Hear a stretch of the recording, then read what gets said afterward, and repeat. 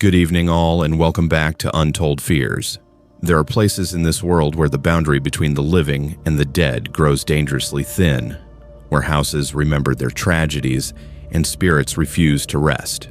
The stories you are about to hear come from ordinary people who discovered that their new homes, their safe spaces, were anything but safe. They found rooms that should not exist, heard voices from mouths long since turned to dust, and learned that some residents never truly leave. What begins as a strange sound or a misplaced object quickly unravels into something far more disturbing, something that challenges everything we believe about death and what comes after.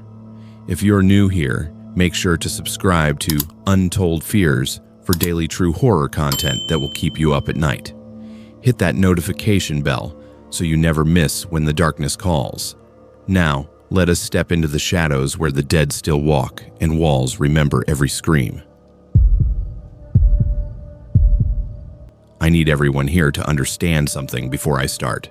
I am still living in this apartment. The lease papers were signed in March, and walking away would mean losing the security deposit and facing a breach of contract lawsuit. I was 31, freshly promoted at a tech startup in Portland, and desperate for a place that reflected my new status when I found the listing online. The landlord had just finished renovating the entire Victorian building, converting it into modern apartments while preserving the original architectural details, and the price was surprisingly reasonable for the neighborhood. I remember thinking it was exactly what I needed. A 2-bedroom unit on the 3rd floor with high ceilings and original crown molding, where I could finally prove to myself that I had made it. The showing went smoothly. The paperwork cleared without issues, and by April, I was hauling boxes into what I thought would be my sanctuary from the stress of corporate life and the starting point of a new chapter. The first 2 weeks felt perfect. I worked from home 3 days per week, which meant I spent considerable time in the apartment during daylight hours, setting up my home office in the 2nd bedroom and arranging furniture in configurations I had planned for months. My neighbor across the hall, an elderly woman named Mrs. Chen, welcomed me with homemade cookies and warned me about the building's temperamental heating system. The couple below me kept to themselves, and I rarely heard anything through the well-insulated floors. Everything about the place felt right, until the small inconsistencies began appearing around the 3rd week of April. It started with items being in different places than where I had left them. I would place my car keys on the hook by the door before bed, but in the morning, they would be on the kitchen counter.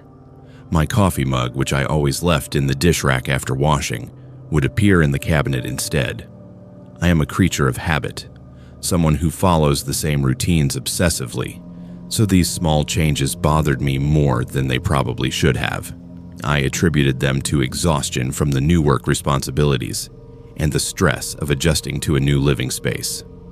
My therapist had warned me about letting anxiety manifest in obsessive thoughts, so I tried to dismiss the inconsistencies as products of my own distraction.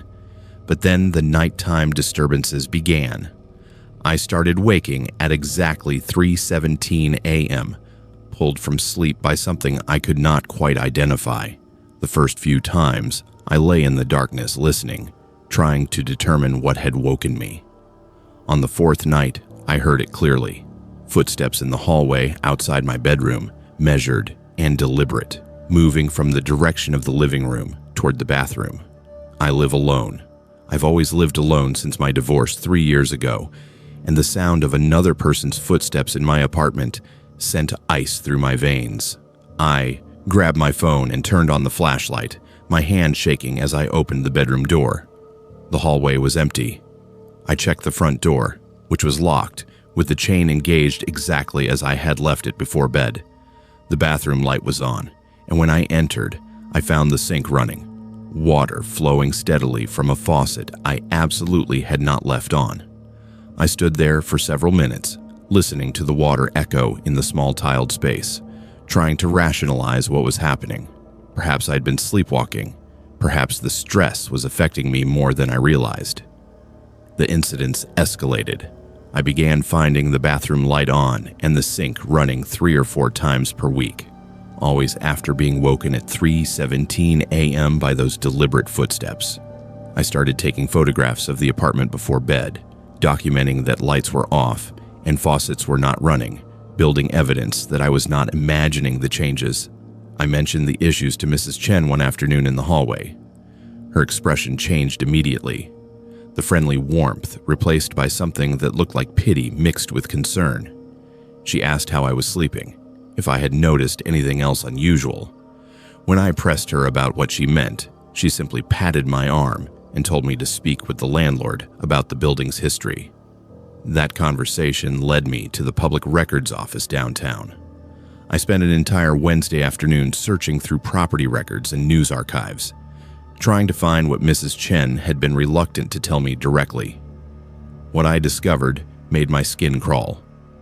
The previous tenant in my apartment, a woman named Dorothy Pritchard, had died there in January. She was 73 years old, lived alone, and was found by the landlord when she failed to respond to messages about lease renewal. The cause of death was listed as cardiac arrest, which occurred in the hallway between her bedroom and bathroom at approximately 3 a.m., according to the medical examiner's report I obtained through a Freedom of Information request. Oregon state law does not require landlords to disclose deaths in rental properties unless directly asked by potential tenants. I had never thought to ask. I reviewed my lease documents that evening with shaking hands, searching for any mention of the previous tenant's death. There was nothing. The landlord had renovated immediately after Dorothy's estate cleared out her belongings, covering up any evidence that someone had died in the space I now called home. I felt violated and deceived.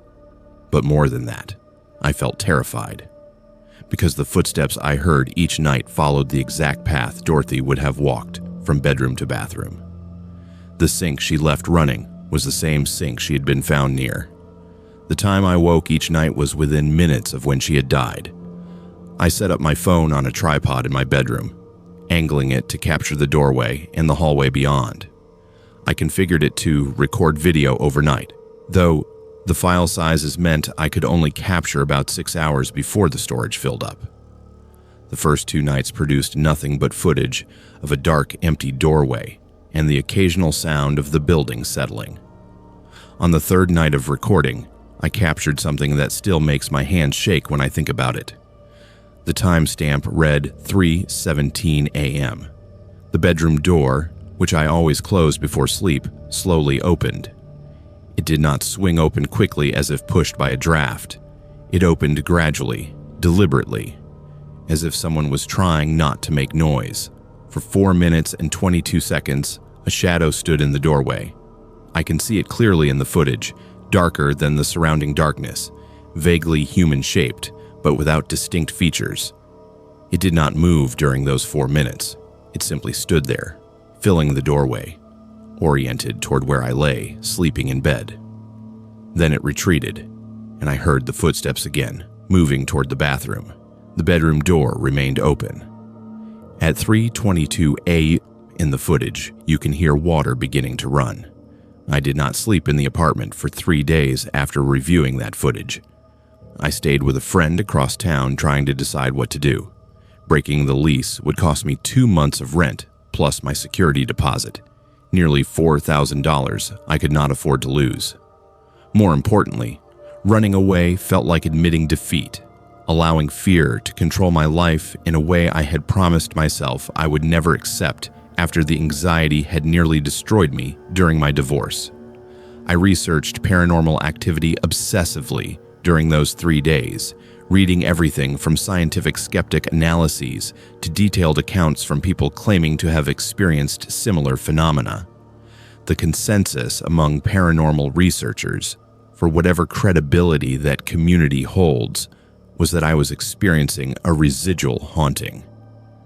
Dorothy had followed the same routine every night for however many years she had lived in that apartment. Wake up, walk to the bathroom, turn on the light, run the water. That pattern had been repeated so many times that it had somehow imprinted itself on the space, playing out like a recording even after her death. Residual hauntings, according to the literature, were not interactions with conscious spirits. They were more like psychic echoes, moments replayed without awareness or intent. That explanation provided some comfort, but it did not change the fact that I was living in a space where a dead woman's final routine played out every night. I contacted a medium recommended by one of the online forums, a woman named Sarah, who drove up from Eugene to perform what she called a cleansing. I am not religious, and I have always been skeptical of supernatural claims, but desperation overrides skepticism surprisingly quickly. Sarah walked through the apartment with sage and crystals, speaking in low tones about energy and crossing over. She confirmed what I had already suspected. Dorothy was confused, unaware that she had died, still following the patterns that had defined her final years. The cleansing ceremony cost me $300 and produced mixed results. The footsteps became less frequent, occurring only 2 or 3 times per week instead of nightly. The bathroom incidents decreased but never stopped entirely. Sarah had warned me that residual hauntings were difficult to eliminate completely, that the energy had soaked into the building itself over years of repetition. She suggested I learn to coexist with Dorothy's presence, to view it as a harmless echo rather than a threat. I have lived here for 6 months now. I still wake at 3:17 a.m. several times each week, though I no longer turn on lights or investigate. I hear the footsteps, and I hear the water running, and I wait for silence before returning to sleep. I have started leaving small offerings on the bathroom counter, things I researched that Dorothy might have appreciated. Lavender soap, chamomile tea bags, a small frame photograph of flowers. I do not know if she is aware of these gestures. I do not know if any conscious part of her remains to appreciate them. But the apartment feels less hostile now, as if we have reached an understanding. Mrs. Chen told me last week that she and other longtime residents still hear Dorothy walking above them on the 4th floor, though my apartment is on the 3rd. The building's layout does not make sense for that claim, but I have learned that logic and reason do not apply to whatever is happening here. Sometimes, late at night when I cannot sleep, I wonder if I am the intruder in Dorothy's space rather than the other way around. She lived here for nearly 15 years. I have been here for 6 months. By any reasonable measure, this was more her home than it will ever be mine. I am still living in this apartment. The lease runs through March of next year, and I have no intention of renewing it. But until then, I share my space with the ghost of a woman who does not know she is dead, who wakes every night at the same time and follows the same path she has walked thousands of times before. The footsteps no longer terrify me the way they did initially. Now they simply remind me that some patterns are too deeply ingrained to ever truly disappear, that the routines we follow in life can echo long after we are gone. And sometimes, in the early morning darkness, when I hear those measured footsteps in my hallway, I wonder if Dorothy can hear me too. If she lies awake in whatever version of this apartment she inhabits, wondering about the strange sounds of the person who moved into her home. I bought my first house in April of 2024, a decision that felt like finally crossing into actual adulthood at 29 years old. The property was located in a quiet suburb outside Hartford, Connecticut, a modest 2-story colonial built in 1933 with an attic that the previous owners had converted into what they called an art studio. I work as a freelance graphic designer, and the idea of having a dedicated creative space separate from my living area was exactly what I had been searching for. The house was listed below market value, which surprised my real estate agent, but the inspection came back clean, and the previous owners seemed eager to close quickly. They had inherited the property from an elderly relative and wanted to settle the estate as efficiently as possible. I remember thinking I had gotten incredibly lucky, finding exactly what I needed at a price I could actually afford. The move-in happened over a long weekend in May. I had help from 2 friends who complained about the steep attic stairs, but admitted the converted space was impressive once you got up there. Skylights had been installed in the sloped ceiling, flooding the room with natural light during the day. The previous owners had left behind a small desk and some storage shelves, which saved me the trouble of furnishing the space from scratch. I spent the first week setting up my equipment and organizing my workspace, excited about the increased productivity I imagined the dedicated studio would provide. Everything felt perfect until the night I first heard the scratching. It was around 2 a.m. on my 8th night in the house. I woke to a sound coming from directly above my bedroom, a persistent scratching against wood that sounded exactly like an animal trying to get through a barrier. My bedroom was on the 2nd floor, which meant the noise was coming from the attic studio. My first thought was squirrels or raccoons, common problems in suburban Connecticut, according to the home inspection report. The scratching continued for about 10 minutes before stopping abruptly, leaving me lying awake in the darkness, wondering if I should investigate immediately or wait until morning. I chose to wait. When I climbed the attic stairs the next morning with a flashlight and a baseball bat, I found nothing out of place. No droppings, no disturbed insulation, no obvious signs of animal intrusion. I called a pest control company that afternoon, explaining the situation to a technician named Marcus, who arrived the following day with inspection equipment and a confident demeanor that immediately put me at ease.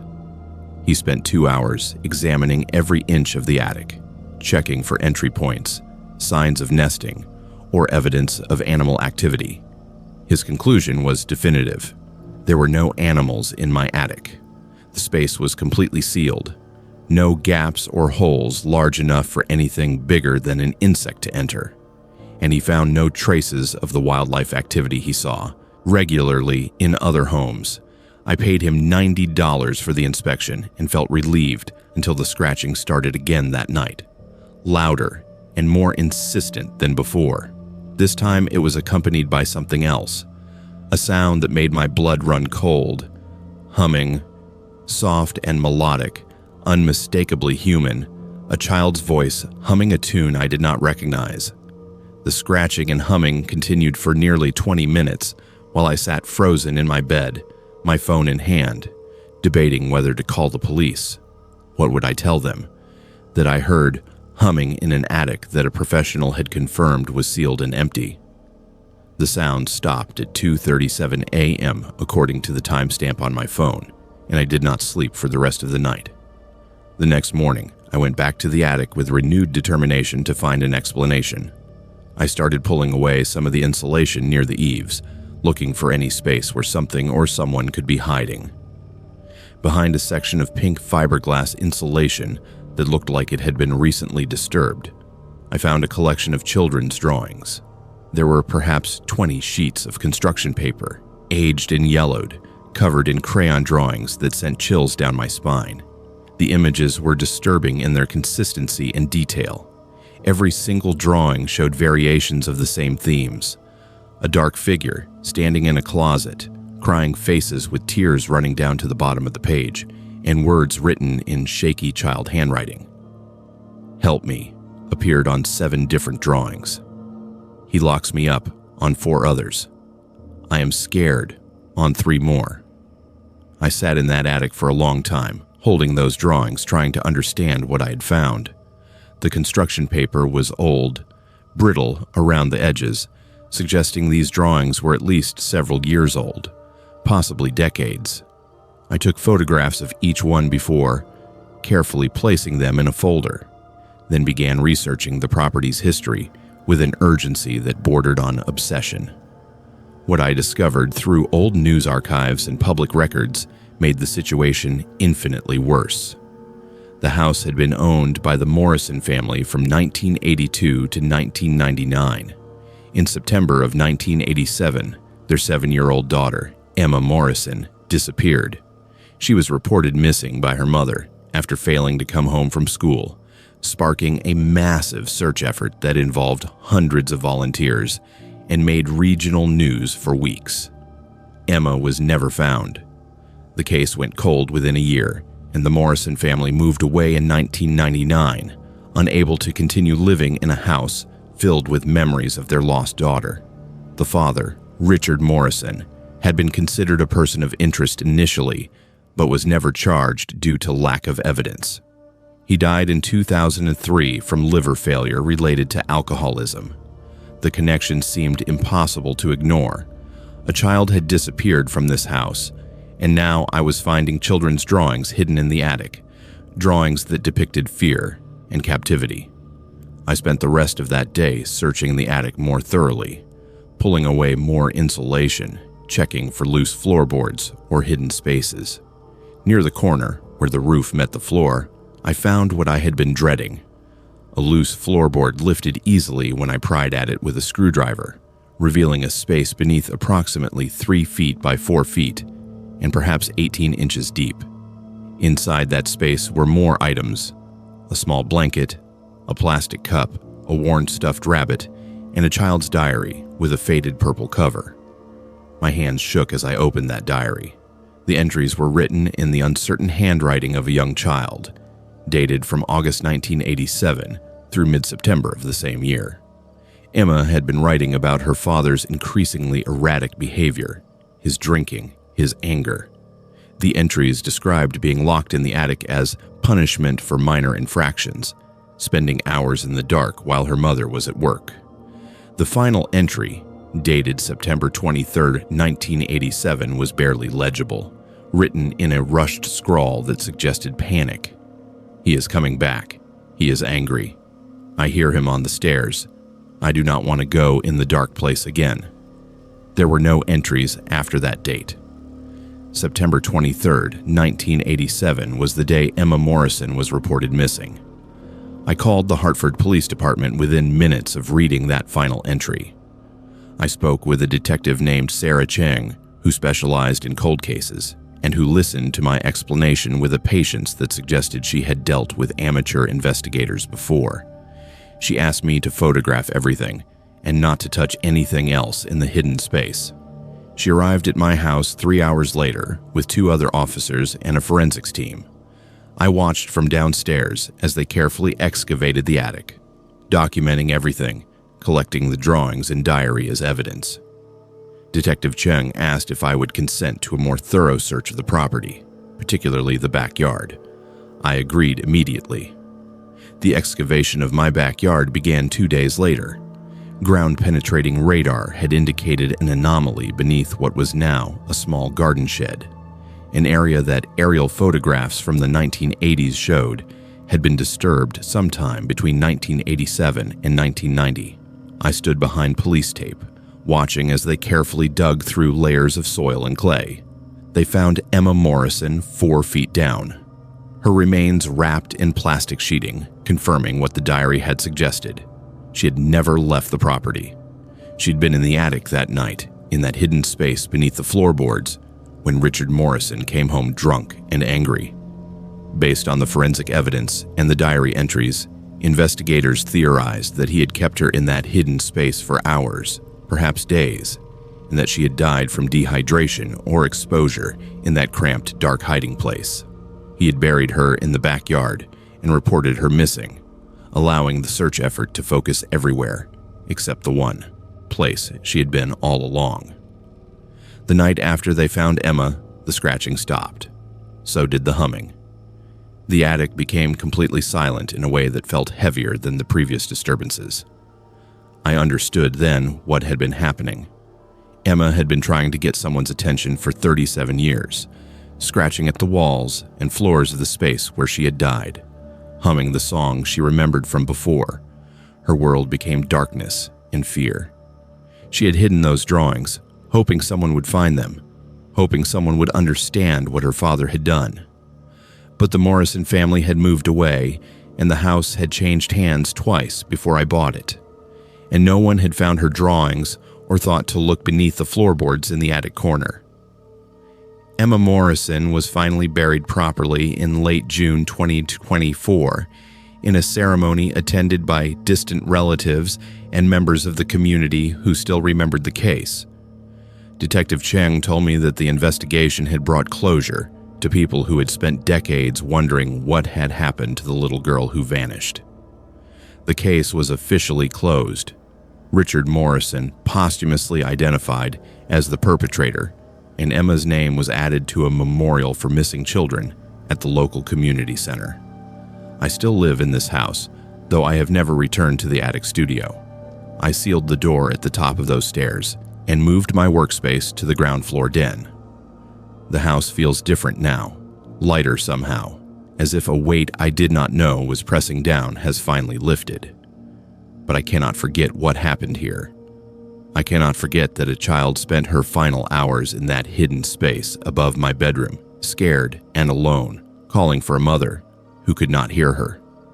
The previous owners knew the house had belonged to the Morrison family.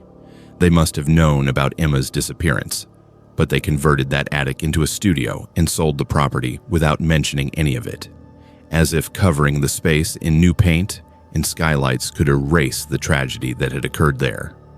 Sometimes, late at night, I think I hear something in the sealed attic. Not scratching or humming, but something softer, like a sigh of relief or the sound of someone finally resting. I want to believe that Emma has found peace now, that her spirit is no longer trapped in that space, replaying her final moments over and over. I want to believe that she knows someone finally listened, someone finally found her and brought her home. But belief and knowledge are different things, and I will never know for certain if the soul of a 7-year-old girl is finally at rest, or if some part of her consciousness remains in this house, watching me the way I am certain she watched the previous owners, waiting for someone to care enough to uncover the truth. I keep the folder of drawings in a locked cabinet in my bedroom. Detective Cheng had offered to keep them as evidence, but after the case closed, she returned them to me, saying that perhaps they belonged with the house where they were created. I have looked through them only once since the burial, and each image breaks my heart in ways I cannot adequately describe. Emma drew those pictures during her captivity, documenting her fear in the only way a 7-year-old knew how. She hid them in the insulation, a message in a bottle cast into an uncertain future, hoping someone would eventually find them and understand. It took 37 years, but someone finally did. I just wish it had happened sooner, while Emma's mother was still alive to know the truth, while there was still someone left who remembered her daughter's laugh instead of just her disappearance. I inherited my grandmother's antique mirror along with most of her estate when she passed away in February of 2024. I was 26 years old, working as an insurance adjuster in Boston and living in a small one-bedroom apartment in Alston that barely fit my existing furniture. The mirror was an ornate Victorian piece, approximately 6 feet tall and 3 feet wide, with an elaborately carved wooden frame that featured roses and vines in a design that must have taken months to complete. My grandmother had kept it in her bedroom for as long as I could remember, and I have photographs of myself as a child standing in front of it, fascinated by my own reflection in the slightly wavy antique glass. When the estate lawyer called to tell me I had inherited the mirror specifically, mentioned by name in my grandmother's will, I felt honored that she had chosen to pass this family heirloom to me. I hung the mirror in my apartment's narrow hallway during the first week of March, positioning it carefully on the wall opposite my bedroom door. The location was practical, allowing me to check my appearance before leaving for work each morning, and the mirror's presence made the cramped hallway feel more spacious through the illusion of depth. For the first few days, I simply appreciated its beauty and felt connected to my grandmother every time I walked past it. She had always been my favorite relative, the only family member who supported my decision to move to Boston and pursue a career instead of staying in the small New Hampshire town where I grew up. The strangeness began during the second week. I was getting ready for work one morning, doing my usual routine of checking my reflection before grabbing my bag and keys. I was wearing a gray blazer and black pants, an outfit I had chosen specifically because I had a client meeting scheduled that afternoon. But when I glanced at the mirror, my reflection showed me wearing a blue dress I owned but had not even considered wearing that day. I stopped walking, staring at the image in confusion. The reflection showed me clearly Same hairstyle, same jewelry, but wearing completely different clothes than what I had put on 15 minutes earlier. I looked down at myself, confirming that I was indeed wearing the gray blazer and black pants. When I looked back at the mirror, the reflection had corrected itself, showing me exactly as I was actually dressed. I stood there for several minutes, moving closer to the mirror, examining my reflection from different angles, trying to determine if the antique glass was creating some kind of optical distortion. Everything appeared normal. I convinced myself I had been mistaken, that I had simply glanced at the mirror before fully waking up and misinterpreted what I saw. I left for work and tried to dismiss the incident entirely. But that evening, something happened that I could not dismiss. I came home exhausted from the client meeting, changed into comfortable clothes, and ordered takeout for dinner. Around 8 p.m., I walked past the mirror on my way to the bathroom and caught sight of my reflection. I was wearing the blue dress. The exact blue dress I had seen in the mirror that morning, a dress that was currently hanging in my closet unworn. I was actually wearing sweatpants and an old college t-shirt, but my reflection showed me in the blue dress, styled, and ready as if I was about to attend some formal event. I reached out and touched the mirror's surface, half expecting my hand to pass through the glass like it was a portal or a projection. It felt solid and cold, exactly as a mirror should feel. My reflection's hand matched my movement, touching the glass from the other side, but the reflection still wore the blue dress while I stood in sweatpants. The discrepancy lasted for approximately 30 seconds before my reflection suddenly shifted, the image flickering like a television changing channels, and then showing me accurately in my actual clothes. I stepped back from the mirror, my heart racing, trying to formulate a rational explanation for what I had just witnessed. That night, I could not sleep. I researched antique mirrors, optical illusions, and even psychological conditions that might cause visual hallucinations. Nothing I found explained what I had experienced. Around 2 a.m., I got out of bed and stood in front of the mirror again, studying my reflection in the dim light from the street lamp outside my window. Everything appeared normal. I went back to bed, determined to monitor the situation more carefully. The next morning, I intentionally paid attention to what my reflection wore in the mirror before getting dressed. I stood in front of it wearing only my pajamas, and my reflection showed me wearing jeans and a green sweater, an outfit I had been considering for the day. I went to my closet and pulled out different clothes, deliberately choosing a skirt and white blouse instead. I got dressed and returned to the mirror, expecting to see my reflection corrected to match my actual outfit. But throughout the entire time I was getting ready, I felt a strange compulsion pulling at me, an inexplicable urge to change into the jeans and green sweater instead.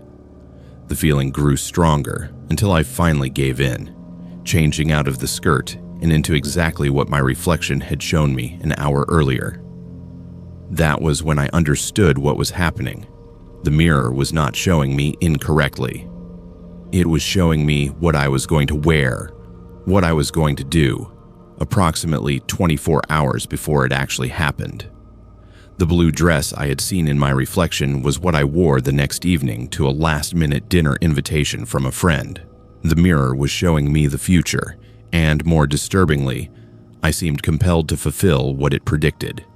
As if my future self was reaching back through time to ensure events occurred exactly as the mirror had shown them. I began documenting everything. I took photographs of my reflection each morning, noting what it showed versus what I was actually wearing or doing. The pattern held consistent. The mirror showed me 24 hours ahead, revealing details I had no way of knowing. I saw a bruise on my reflection's left arm 2 days before I actually bumped into a door at work and developed that exact bruise in that exact location. I saw my reflection answering a phone call I would not receive until the following day. And when that call came, I found myself unconsciously mimicking the exact posture and expression I had seen in the mirror. It was as if I was watching a preview of my own life. unable to deviate from the script once I had seen it performed. The situation escalated on March 28th. I looked in the mirror that morning and saw my reflection with blood on my hands and an expression of absolute horror frozen on my face. I could see in the background of the reflection that I was standing in my kitchen, and there was broken glass on the floor. I spent that entire day in a state of panic, terrified of what was going to happen, trying to avoid my kitchen entirely. But at approximately 8:30 that evening, while carrying a glass of water from the kitchen to the living room, I tripped over my own feet. The glass shattered on the tile floor, and a large shard sliced my palm open as I tried to catch myself.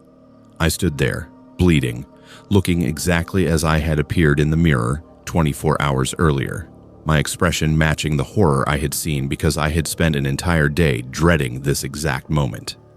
I wrapped my hand in a towel and drove myself to an urgent care clinic, where they closed the wound with 6 stitches. The physician assistant asked how the accident had happened, and I could not find words to explain that I had seen it coming, that I had watched myself get injured a full day before it actually occurred. I went home with my hand throbbing and stared at the mirror with a mixture of fear and anger. I had tried to avoid the predicted future, and it had happened anyway. The mirror was not just showing me possibilities, it was showing me certainties, events that would occur regardless of my awareness or my attempts to change them. 2 days later, the mirror showed me something worse. My reflection appeared in a hospital bed, with an IV in my arm and a visible date on a wall calendar behind me showing April 17th, 3 weeks in the future. I could not see what was wrong with me in the reflection, but the hospital setting and the medical equipment suggested something serious. I spent the next 3 weeks in a state of constant anxiety, hyper-aware of my health, avoiding risks, trying desperately to prevent whatever the mirror had shown me. But on April 16th, I developed severe abdominal pain that sent me to the emergency room. They diagnosed me with a ruptured ovarian cyst and kept me overnight for observation. I woke up on April 17th in a hospital bed identical to what I had seen in the mirror, with an IV in my arm and that same date visible on the calendar on the wall. I tried to destroy the mirror after I was discharged from the hospital. I covered it with blankets, attempting to avoid seeing any more predictions of my future. But I could still see through the covering as if it was not there. My reflection, visible regardless of what physical barriers I placed over the glass. I tried to remove the mirror from the wall, planning to store it somewhere I would never have to encounter it. But as I lifted it down, I lost my grip and dropped it. The mirror hit the floor with a crash that should have shattered the antique glass into 1,000 pieces. Instead, it remained perfectly intact, without a single crack, while I ended up with a deep cut on my forearm from the mirror's ornate frame. When I looked at my reflection the next morning, the wound was already healed, showing me that in 24 hours the cut would be gone. And it was. I contacted every paranormal investigator, antique dealer, and occult expert I could find in the Boston area. A woman named Patricia, who specialized in cursed objects, agreed to examine the mirror. She spent 2 hours in my apartment, taking photographs, performing various tests, and finally sitting down with me to explain what she believed I was dealing with. According to Patricia, the mirror had belonged to a fortune teller in the late 1800s, a woman who had used it as a tool for divination. The fortune teller had died under mysterious circumstances, and the mirror had passed through several owners, each of them reporting similar experiences of seeing their futures reflected in its surface. Patricia told me that the mirror's curse was binding. Once it chose an owner, that person would see their fate until the mirror passed to someone else, either through inheritance or sale. But selling it felt impossible, like condemning another person to the same nightmare I was experiencing. I discovered my grandmother's journal in a box of her belongings I had not yet gone through. In entries dating back 40 years, she described the same phenomenon I was experiencing. She had seen her future in the mirror, had watched her own life play out 24 hours in advance, had tried and failed to change what she saw. One entry, written a month before her death, said simply, "The mirror shows me empty rooms now. I understand what that means." She had seen her own death reflected in that glass, had known it was coming, and had chosen to pass the mirror to me anyway. I do not know if that was cruelty, or if she believed I would somehow break the curse. She could not. I still have the mirror. I moved it to a storage unit in April, paying for a climate-controlled space where it would be preserved, but where I would not have to see it every day. But the predictions did not stop. I have prophetic dreams now, seeing events before they happen, matching exactly what I used to see in the mirror's reflection. The curse is not tied to the physical presence of the mirror. It is tied to me, to ownership, to some connection that was forged when I inherited it and hung it in my hallway. Last week, the storage facility manager called me. Someone had rented the unit next to mine, and when they moved their belongings in, they found my mirror hanging on their wall. The manager could not explain how it had moved between locked units. I told him to leave it where it was. The mirror chooses its location now, just as it chose me as its owner. I see my future whether I want to or not. Watch my life unfold in dreams and sudden visions that match reality with perfect accuracy. I have seen things I do not want to see, events I cannot prevent, moments I wish I could change, but know I cannot. The mirror taught me that free will is an illusion, that our futures are written in ways we cannot alter no matter how much warning we receive. My grandmother knew this. Every owner before her knew this. And now I carry that knowledge like a weight I cannot put down, watching my life happen in preview, always 24 hours ahead of reality, never able to look away. I moved into a converted loft in downtown Minneapolis in June of 2024, drawn by the industrial aesthetic and the affordable rent for what the listing described as a historic building with character. The structure had been built in 1923 as Mercy General Hospital, serving the community for nearly 70 years, before closing in 1992 due to budget constraints and the construction of a newer medical facility across town. A development company purchased the property in 2018 and spent 3 years converting the old hospital wings into residential loft apartments, preserving the original brick walls and high ceilings while installing modern amenities.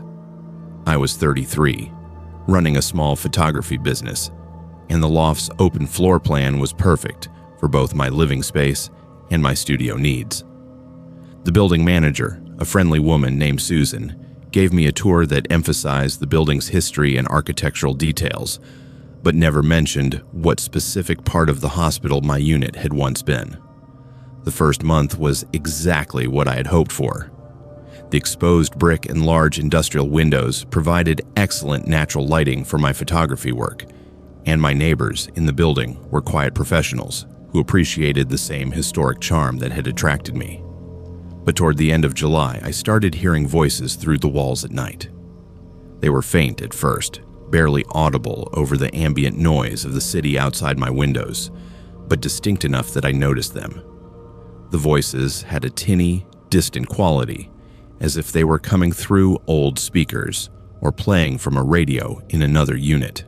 I could not make out specific words initially, just the rise and fall of multiple people speaking, occasionally punctuated by what sounded like someone crying or moaning in pain. I mentioned the noise to several neighbors during a building meeting in early August. 3 other residents on my floor reported hearing the same sounds, describing them exactly as I had experienced them. Susan, the building manager, explained that the old heating and ventilation system sometimes carried sounds between units in unexpected ways, and that the building was scheduled for HVAC upgrades in the fall. That explanation satisfied most people, and I was willing to accept it until the voices became clearer and more disturbing. By mid-August, I could distinguish specific phrases coming through the walls, usually between 1 a.m. and 4 a.m., when the building was otherwise silent. I started hearing medical terminology, words like scalpel and suture and "patient is coding," spoken in calm, professional tones that made my skin crawl. I also heard other voices, ones that sounded panicked or pleading, saying things like, "Please stop," and "I want to go home," and "It hurts too much." The voices had an odd quality that I could not initially identify, a backwards cadence that made the sentences sound almost like reverse speech. I started recording the sounds on my phone using audio recording software designed for my photography business. When I played the recordings back at normal speed, the voices were garbled and difficult to understand, but when I reversed the audio playback, the speech became clear and horrifyingly coherent. The voices were speaking in reverse, and when corrected, they revealed detailed conversations about surgical procedures, patient conditions, and medical treatments.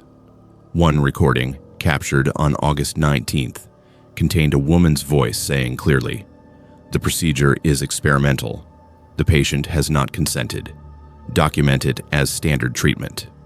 Another recording from August 22nd featured a man screaming, "My head, oh God, what have you done to my head?" followed by what sounded like electrical equipment humming and multiple voices discussing neurological responses. I took my concerns and my audio recordings to Susan the next day. Her expression changed from professional politeness to visible discomfort as she listened to the reversed playback. She asked me to come to her office, where she pulled out a file containing the building's history and information that had not been included in the residential listings or lease documents. The section of the hospital that had been converted into my floor of loft apartments had originally been the psychiatric ward, operational from 1945 until the hospital's closure in 1992. During the 1950s and 1960s, the ward had been the site of controversial experimental treatments, including electroshock therapy, insulin shock therapy, and early forms of psychosurgery that would later be considered unethical and inhumane. A series of investigations in the early 1970s had revealed that the lead psychiatrist, a man named Dr. Harrison Caldwell, had been conducting unauthorized experiments on patients without proper consent or oversight. Dr. Caldwell had been recording his procedures on reel-to-reel audio tape, documenting patient responses, and creating an archive of his work that he apparently believed would someday be recognized as groundbreaking. He was discredited and lost his medical license in 1973, but the psychiatric ward continued operating under new management until the hospital closed. The recordings Dr. Caldwell had made were supposedly destroyed, but Susan admitted that during the building conversion, construction crews had found old audio equipment hidden in the walls between patient rooms. I requested to see the equipment, and Susan reluctantly agreed to take me into the utility spaces behind my loft's walls. We accessed a maintenance corridor through a locked door near the elevator, and Susan led me through a narrow passage filled with electrical conduits and plumbing pipes. Behind a panel that should have been sealed during renovation, we found it, an old speaker system wired through the walls in a configuration that connected to multiple units on my floor. The speakers were connected to what appeared to be a reel-to-reel tape player, modified and integrated into the building's electrical system in a way that should not have been possible. The tape was still moving, playing on a continuous loop, powered by a source that the building's electrical contractor later said he could not identify or trace.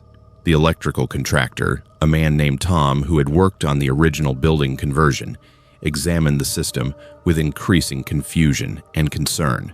According to him, the equipment should not have been functional. The reel-to-reel player was from the 1960s, and even if it had somehow survived 60 years hidden in a wall, it should have required maintenance and a clear power source to continue operating. He traced every wire, checked every connection, and ultimately concluded that the system had no visible connection to the building's electrical grid. It was powered by something he could not explain, playing a loop of Dr. Caldwell's recorded patient sessions through speakers that broadcast into the very rooms where those sessions had originally taken place. But the situation became more disturbing when I realized the voices were not just recordings. On September 3rd, I was alone in my loft editing photographs when I heard my name spoken clearly through the walls. Casey, a woman's voice, flat and emotionless, speaking my name 3 times in succession. I grabbed my phone and started recording, and over the next 10 minutes the voices began describing what I was doing. She is sitting at her desk. She is wearing a blue shirt. She's looking at the wall. The descriptions were accurate in real time, not recordings from the past, but something responding to my current presence and activities. Tom removed the tape player and speaker system the following week, cutting all the wires and physically extracting the equipment from the walls. The removal process revealed additional information that made the situation even more unsettling. Behind the reel-to-reel player, Tom found inscriptions carved into the brick wall, dozens of dates ranging from 1955 to 1972, each one marked with initials and brief notes. JM, lobotomy, deceased. RT, shock treatment series 12, cardiac arrest. AL, experimental medication trial, adverse reaction. These were not official records.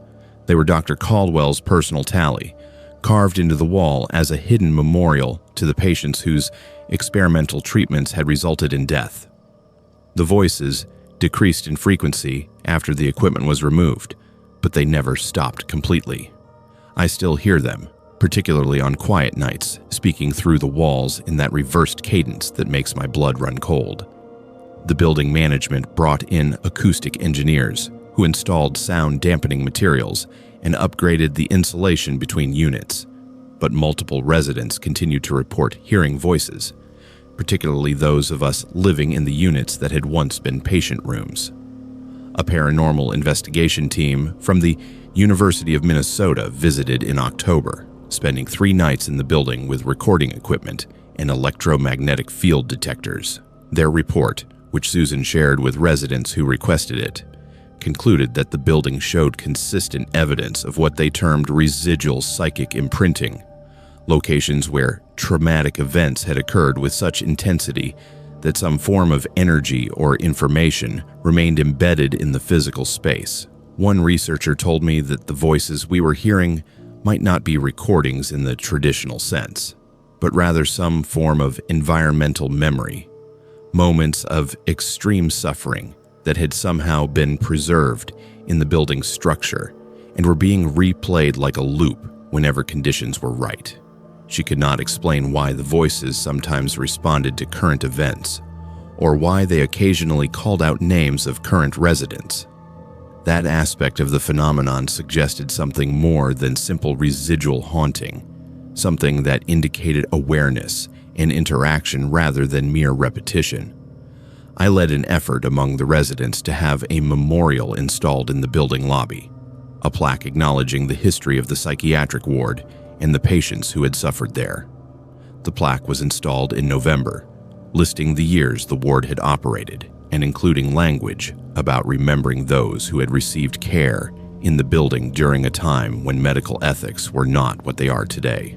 Some residents felt the memorial was unnecessary or even harmful to property values, but most of us agreed that acknowledging the building's history was important, perhaps even necessary for whatever spirits or energies remained. The voices have not stopped. I hear them regularly now, have grown almost accustomed to the sound of reversed speech filtering through my walls at 2:00 a.m. I can still make out specific phrases when I listen carefully. Sometimes they are from the recordings, Dr. Caldwell's clinical descriptions, and his patient's pleas. Other times they are new, voices I have not heard before, saying things that were not part of the original tapes. Last week, I heard a woman's voice say, "Thank you for remembering us." The phrase was not reversed. It came through clearly, in real time, as if someone was speaking directly to me from the other side of the wall. Several residents have moved out since the memorial was installed, unable to cope with the psychological weight of living in a space where such suffering occurred. The building has had difficulty attracting new tenants, and Susan told me last month that the property management company is considering converting the units back to commercial space rather than continuing to deal with the complaints and the high turnover rate. I have stayed, partly because I cannot afford to break my lease, and partly because I feel a strange obligation to the voices I hear every night. They are evidence of something that happened here, proof that people suffered in ways that were documented and then hidden, and abandoning the space feels like abandoning them all over again. I have started documenting everything, creating a comprehensive audio archive of the voices and compiling historical records about Dr. Caldwell's experiments and the patients who underwent them. Several of the names carved into the wall behind the equipment match names I have found in public records. People who were admitted to Mercy General's psychiatric ward and never left. Their deaths attributed to natural causes or complications from treatment. The voices speak for people who had no voice when they were alive. Patients who were subjected to procedures they did not understand and could not refuse, and whose suffering was recorded by a man who saw them as research subjects rather than human beings. My photography business has suffered since I became obsessed with this project, but I cannot stop. The equipment may have been removed, but the recordings continue playing through channels I cannot see or measure, broadcast through the walls of a building that remembers everything that happened within it. I have captured voices on tape that do not exist in any historical archive, phrases and confessions that suggest Dr. Caldwell's experiments were even more extensive than official records indicate. And late at night, when I am alone with my recording equipment running, I sometimes hear him too, Dr. Caldwell's voice speaking in that same clinical tone, describing procedures and results as if he is still working, still documenting, still convinced that his work has merit despite everything that has been revealed about its cruelty. I realize now that some buildings cannot be converted into something new without carrying the weight of what they once were. The exposed brick and industrial windows that attracted me to this loft are the same walls that witnessed decades of suffering, and no amount of renovation can erase that history. The voices will continue, speaking through the walls in reverse and sometimes in real time, telling stories that need to be heard even if they disturb the living. I am one of the few residents left on this floor who has chosen to stay and listen, to document and remember, to ensure that what happened here is not forgotten or covered up again. The voices deserve that much. Even if it means I will never have another quiet night in this place I tried to call home. I purchased a 1920s craftsman home in the suburbs of Seattle in May of 2024, attracted by the original architectural details and the price that seemed almost too good for the competitive housing market. I was 28, working as a software engineer for a tech startup, and desperate to own something permanent after years of moving between rental apartments every time my lease expired. The house had been on the market for 6 months, which my real estate agent attributed to cosmetic issues that buyers did not want to deal with. The interior needed paint, the hardwood floors required refinishing, and the kitchen appliances were decades old. But the bones of the house were solid. The inspection revealed no structural problems, and I had the skills and patience to handle the renovations myself over time. The previous owner had died in the house, a detail disclosed in the listing documents. Martha Henderson had been 87 years old, lived alone for the final 15 years of her life, and passed away peacefully in her sleep, according to the death certificate my lawyer obtained during the title search. Her estate had cleared out most of her belongings before the sale, leaving only a few pieces of furniture too large or damaged to be worth moving.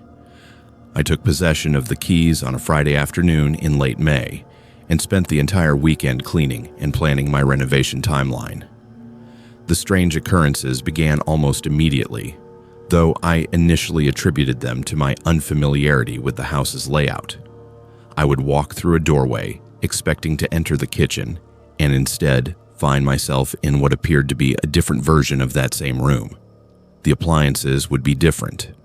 older models with avocado green finishes instead of the white units I had seen during my walkthrough. The wallpaper would change from the faded cream I remembered to a bright yellow floral pattern. The effect would last only a few seconds before my vision seemed to correct itself, showing me the kitchen as it actually was, and I convinced myself I was experiencing some kind of optical illusion created by fatigue and stress. But the phenomenon increased in frequency and duration. The bathroom became particularly problematic. I would open the door and see 3 distinctly different versions of the space, sometimes within the same day. One version showed pink tile and a clawfoot bathtub. Fixtures I knew from old photographs had been removed during a renovation in the 1980s. Another version displayed avocado green tile and a modern shower stall. The current version had white subway tile and a combination tub and shower that the previous owner had installed in the late 1990s. Walking into the bathroom became disorienting, never knowing which version I would encounter, and I started using the small powder room on the first floor instead whenever possible. I began researching the house's history through public records and conversations with longtime neighbors. The Hendersons had purchased the property in 1962 and lived there for 62 years until Martha's death. Before them, the house had been owned by the Patterson family from 1945 to 1962, and before that by the original builders, the Sawyer family, who had lived there from the house's construction in 1923 until 1945. Each family had renovated and modified the house according to their needs and the design trends of their respective eras. What I was seeing, I realized, were not optical illusions, but actual glimpses of the house as it had existed during different time periods. The most disturbing incident occurred on June 15th, approximately 3 weeks after I moved in. I walked through my bedroom door around 10 UHI p.m., preparing to go to sleep after a long day of stripping wallpaper in the dining room. But instead of entering my bedroom as it currently existed, I found myself standing in the same room as it had appeared in the 1960s. The furniture was completely different. Heavy dark wood pieces instead of my modern platform bed and dresser. The walls were painted a deep blue color I had never seen in the house, and most terrifyingly, there was someone else in the room. A woman in her 40s, wearing a nightgown and sitting at a vanity table brushing her hair. She saw me in the mirror and screamed, a sound of pure terror that made me stumble backwards. I ran from the room, my heart hammering, and stood in the hallway trying to make sense of what had just happened. When I finally gathered the courage to open the bedroom door again, perhaps 5 minutes later, everything was normal. My own furniture, my own wall paint, no vanity table, no woman. But I could not shake the memory of her face in that mirror, the absolute horror in her expression when she saw me standing in her bedroom. I had appeared to her just as unexpectedly as she had appeared to me, an intruder in a space where I should not have existed. I stopped sleeping in the bedroom after that night, setting up a temporary sleeping space on the living room couch. I contacted a paranormal research team at the University of Washington who specialized in what they called temporal anomalies and spatial memory phenomena. 2 researchers, Dr. Elena Vasquez and her graduate assistant Marcus, came to the house the following week with specialized equipment designed to measure electromagnetic fields, temperature variations, and other environmental factors that might correlate with paranormal activity. They spent 3 days in the house, documenting multiple instances of the temporal doorways I had been experiencing. Dr. Vasquez explained that certain locations seemed to retain memories of their past states, particularly places where significant emotional events had occurred or where people had lived for extended periods. In rare cases, these memories could manifest as visible and interactive experiences, creating what amounted to windows into the past. The house was not haunted in the traditional sense of containing conscious spirits. Instead, it was replaying its own history, showing fragments of the decades it had existed and the families who had called it home. The research team discovered a pattern to the temporal overlaps. Certain dates seemed to trigger stronger manifestations, particularly anniversaries of significant events in the house's history. They also found that the boundaries between time periods were weakest in doorways and transitional spaces, the thresholds between rooms where people had passed thousands of times over the decades. Dr. Vasquez warned me that the phenomenon could become dangerous if I accidentally became trapped in a past version of the house, unable to find my way back to the present. She documented one instance where I nearly burned my hand on a stove that existed only in the 1960s version of the kitchen, visible to me but not present in the current timeline.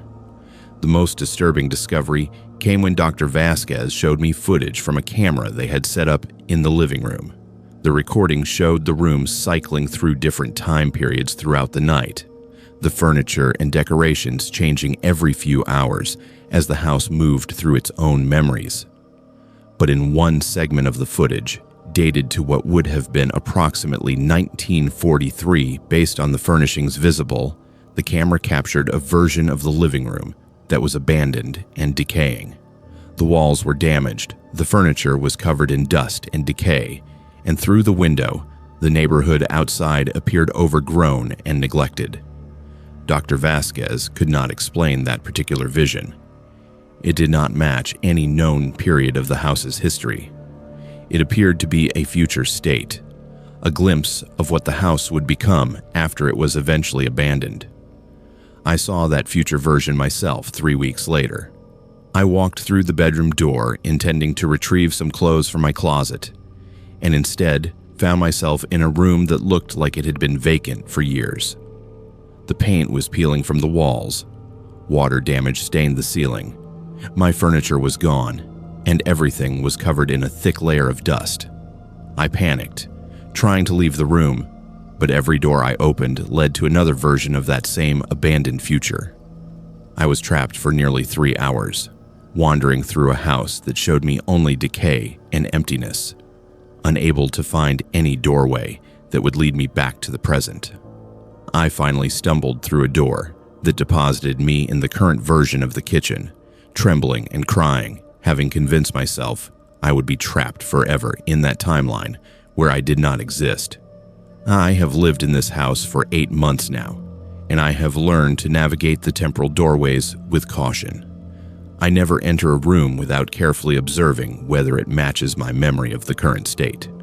I have sealed several doors permanently, particularly the bedroom door that led me into the abandoned future, using boards and screws to prevent myself from accidentally opening them.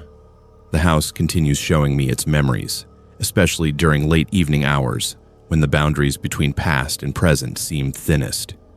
I see the Sawyer family celebrating Christmas in 1935. I see the Patterson children playing in the backyard in 1958. I see Martha Henderson growing old alone in rooms that slowly emptied of the possessions she had shared with her husband before his death.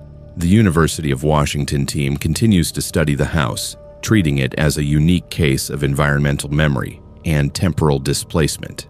They have published preliminary findings in parapsychology journals, though mainstream science remains skeptical of their claims.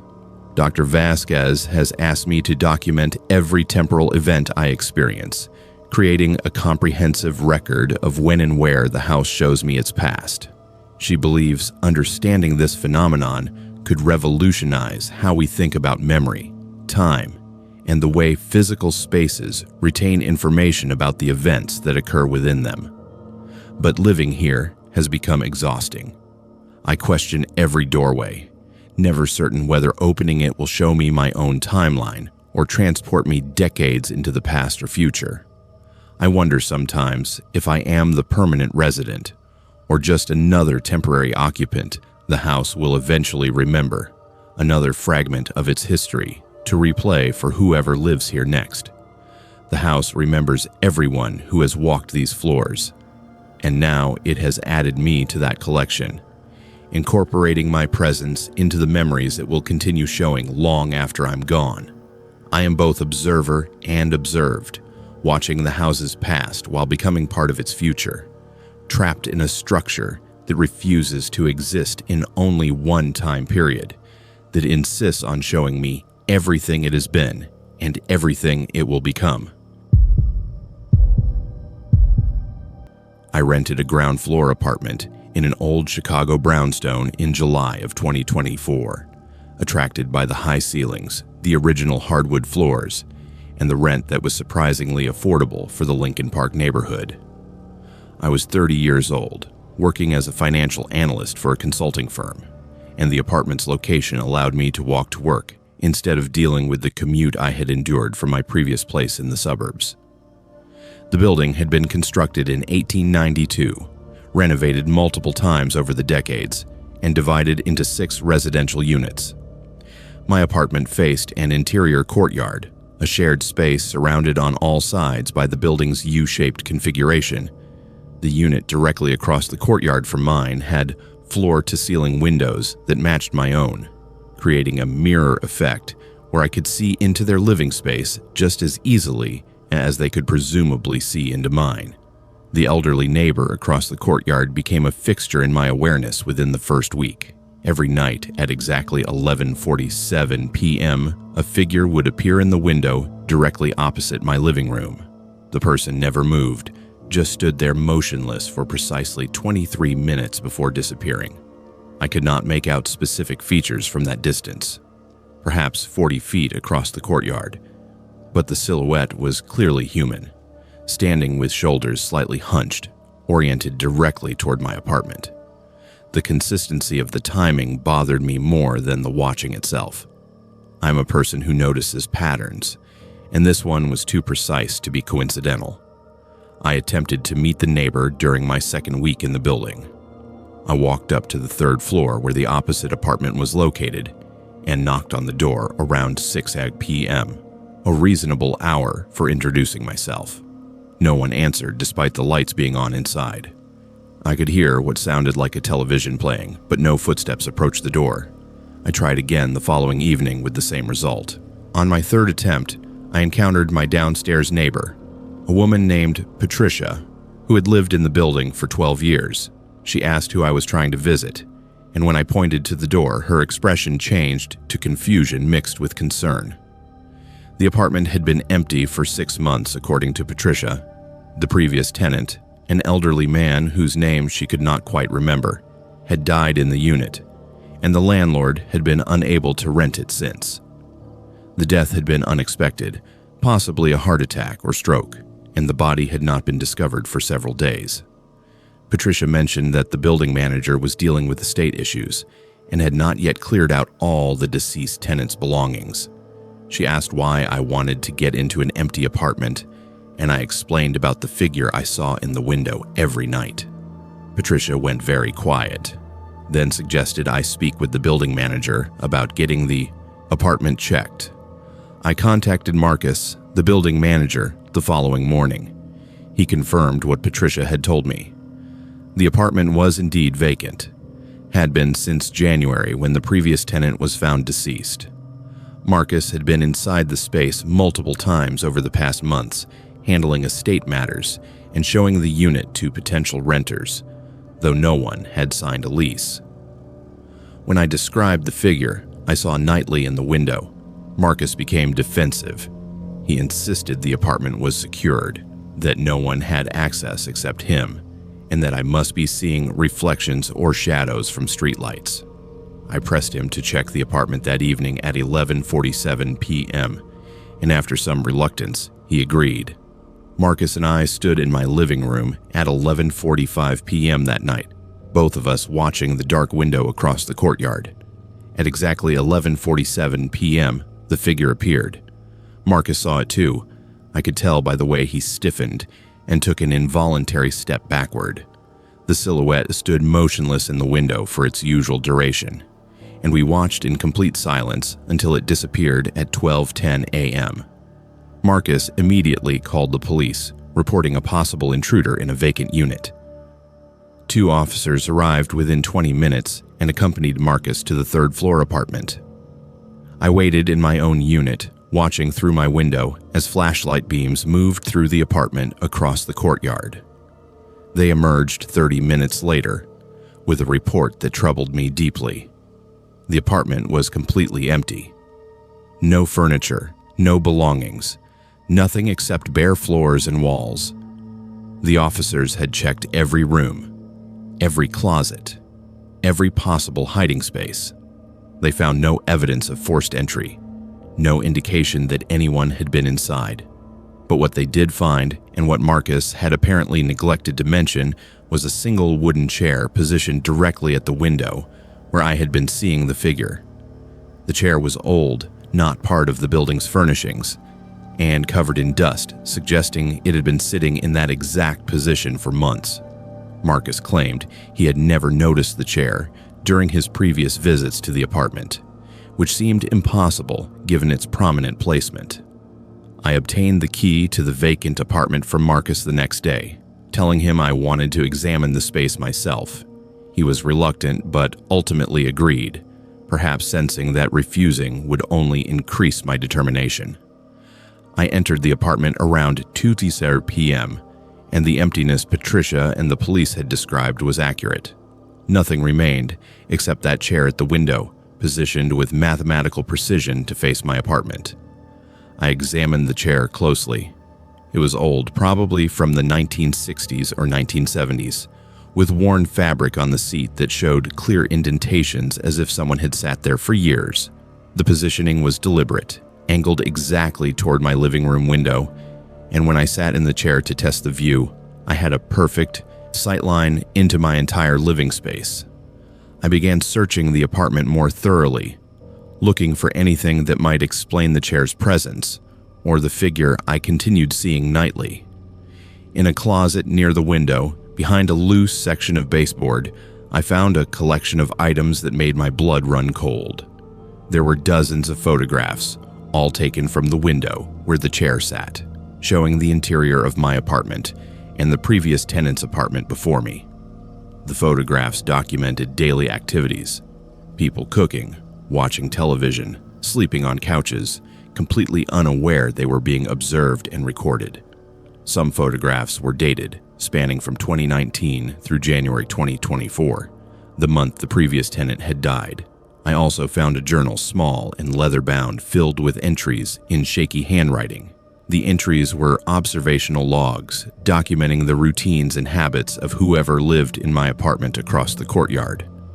The previous tenant before me, a man named David, according to the entries, had lived there for 3 years. The journal writer, who I assumed was the deceased elderly man, had recorded David's schedule with obsessive detail. Subject arrives home 6:15 p.m., prepares dinner 6:30, 7 p.m., watches television 7:10 p.m., retires to bedroom 10:30 p.m.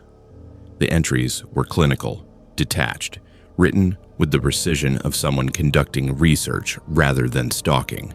But the final entries, written in the days before the author's death, were different. They mentioned me by name, though I had not yet moved in when they were written.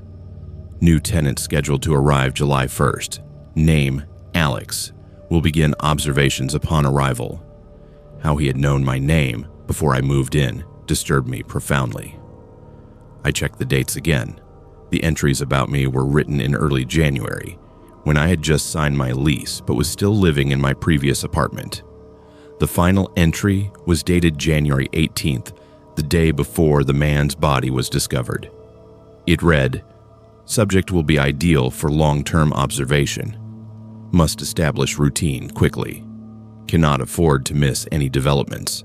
This work must continue." I took the photographs and journal to the police that same afternoon. The officers who had responded to Marcus's call were sympathetic, but explained that without evidence of current criminal activity, there was little they could do. The man who had taken the photographs and written the journal entries was dead. I had not been harmed. The surveillance had been disturbing but not technically illegal, as he had been observing from his own apartment. They suggested I install better curtains and be more aware of my privacy, which felt inadequate given the scope of what I had discovered. The figure continued appearing in the window every night at 11:47 p.m. Even after I had removed the chair from the apartment and Marcus had changed the locks, the silhouette still appeared, standing motionless in the same spot for exactly 23 minutes. I began documenting it with photographs and video, building evidence that something genuinely paranormal was occurring. The footage was clear, a human-shaped shadow standing in an empty apartment, visible from multiple angles, appearing and disappearing with mechanical precision. I tried to move, searching for a new apartment where I would not be watched by the ghost of an obsessive voyeur. But 2 weeks after I had found the journal, something happened that convinced me the obsession had followed me beyond the building. I received an envelope slipped under my apartment door, containing a single Polaroid photograph. The image showed me sleeping in my bed, taken from an angle that suggested the photographer had been standing inside my bedroom. The photograph was recent, taken within the past few days based on the sheets and pillows visible in the image, items I had just purchased. There was no way the deceased tenant could have taken that photograph. He had been dead for 6 months. I broke my lease that week, paying the penalty and moving to a different building on the opposite side of Chicago. I found a third-floor apartment with no ground-level access and no windows facing other residential units. I installed security cameras, changed my routines, and tried to convince myself that I had escaped whatever had been watching me. But 3 weeks after moving, I saw it again. A figure standing motionless in a window of the building directly across the street from my new apartment, appearing at 11:47 p.m. and remaining for exactly 23 minutes.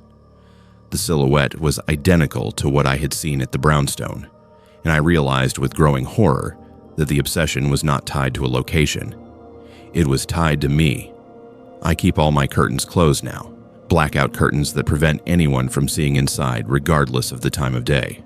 I have installed motion sensors and cameras throughout my apartment, checking the footage obsessively for any sign of intrusion.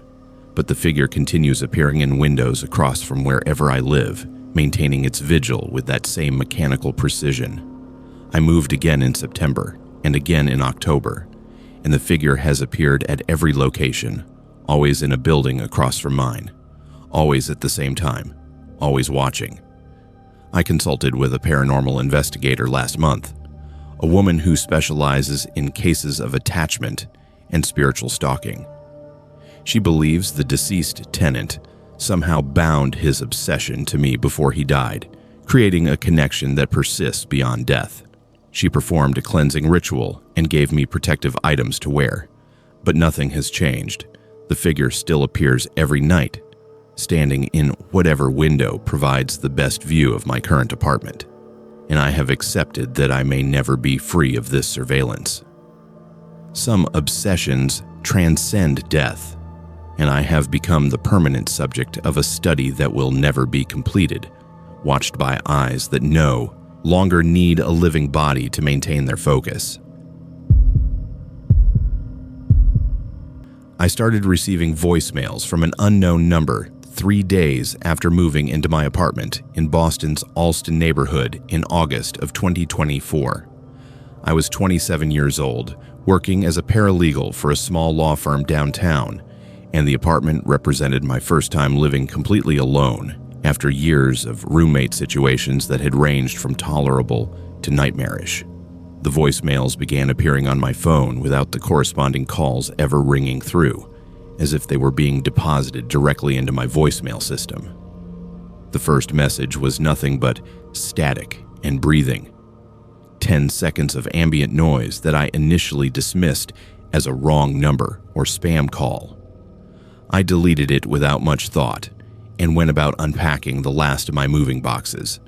The messages continued over the following week, arriving at irregular intervals and always from different phone numbers.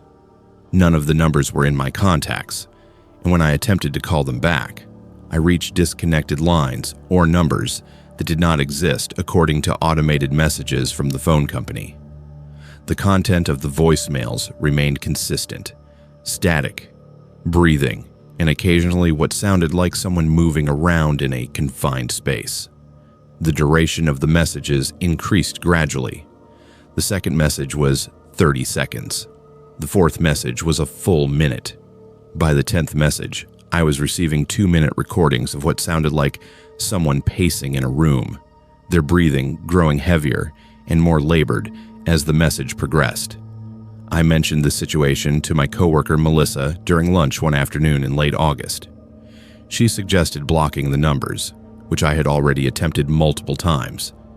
But blocking a number only prevented that specific number from calling. The voicemails continued arriving from new numbers, dozens of different phone numbers that all delivered the same disturbing content. Melissa then suggested I contact my phone carrier to report harassment, which I did that evening. The customer service representative was sympathetic but ultimately unhelpful, explaining that without a consistent source number or explicit threats in the messages, there was little the company could do beyond documenting my complaint. The messages evolved in early September. I began hearing words within the static, faint but unmistakable. My name, Jamie, whispered repeatedly, sometimes 10 or 15 times in a single message, spoken in a voice I did not recognize. The voice had no distinguishing characteristics, neither clearly male nor female, young nor old. It simply repeated my name with varying levels of intensity, sometimes barely audible, and sometimes loud enough to make me pull the phone away from my ear. The messages began arriving at specific times, always when I was asleep or away from my apartment.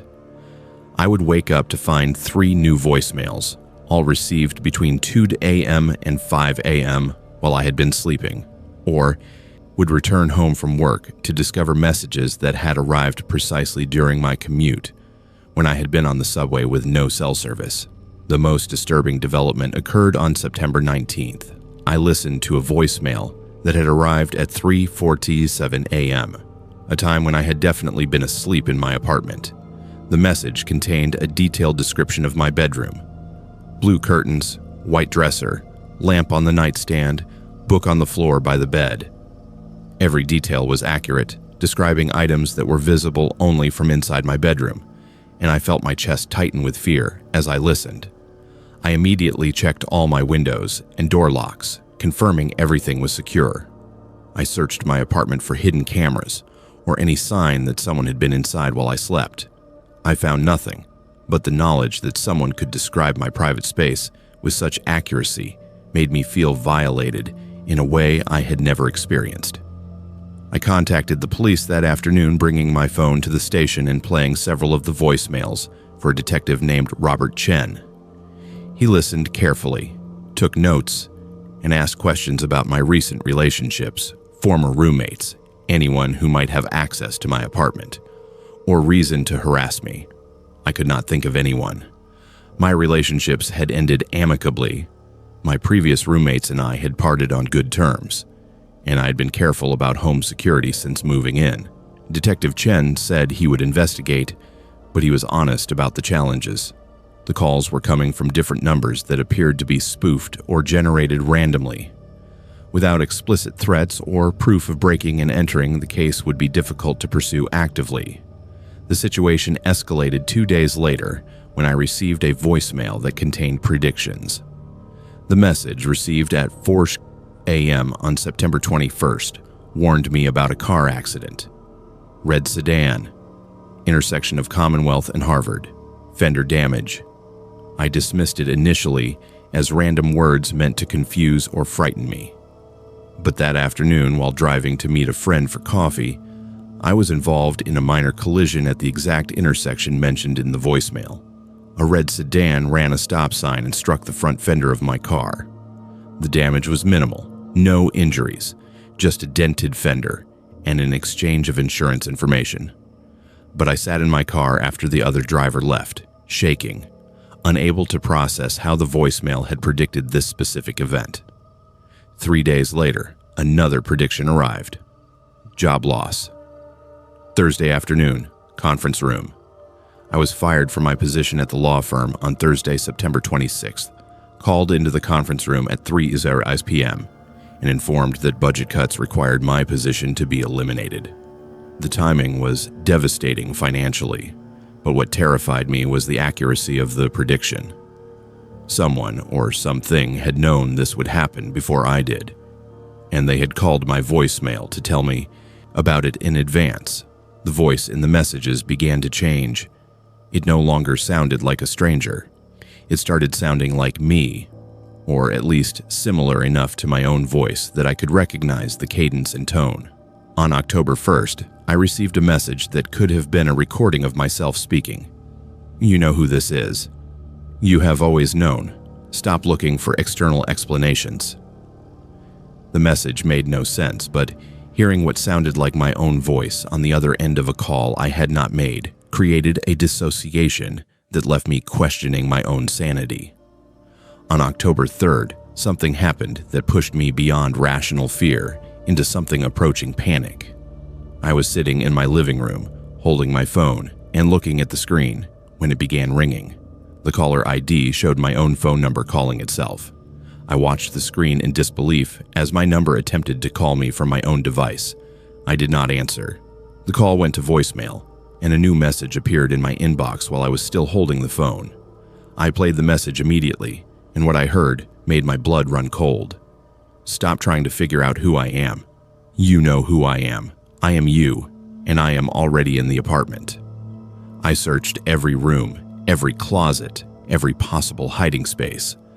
My apartment was empty, but as I stood in my bedroom, trying to calm my racing heart, I heard my phone ringing. Not from the device in my hand, which was silent, but from inside my bedroom closet. I opened the closet door slowly, pushing aside hanging clothes, and found nothing but my shoes and storage boxes on the floor. The ringing continued, muffled but clearly coming from behind the closet's back wall. I started pulling out boxes, and found that the wall had a small access panel, painted over and barely visible unless you were specifically looking for it. The panel opened to reveal the building's old landline wiring, cables that had been disconnected years ago when the building switched to modern phone systems. And sitting among those old cables was a phone, an old corded landline phone with a lit display showing an active call in progress. I grabbed the phone, not thinking clearly, and pulled it out of the wall space. The phone should not have been functional. The building's landline service had been disconnected before I moved in, according to my lease documents. But the phone was clearly operational, warm to the touch and showing my own number on the caller ID. I hung up the call, and my cell phone immediately received a notification of a new voicemail. The message, which I played with shaking hands, said simply, "You found one. There are others." I called Detective Chen from outside my apartment, refusing to go back inside until the police arrived. 2 officers came within 30 minutes and extracted the phone from my closet. They also conducted a thorough search and found a second phone hidden inside the bathroom wall behind a loose tile, and a third phone in the kitchen cabinet under the sink, concealed behind the pipes. All 3 phones were old corded models that should not have been capable of making calls, yet all 3 showed recent call logs with my number listed dozens of times.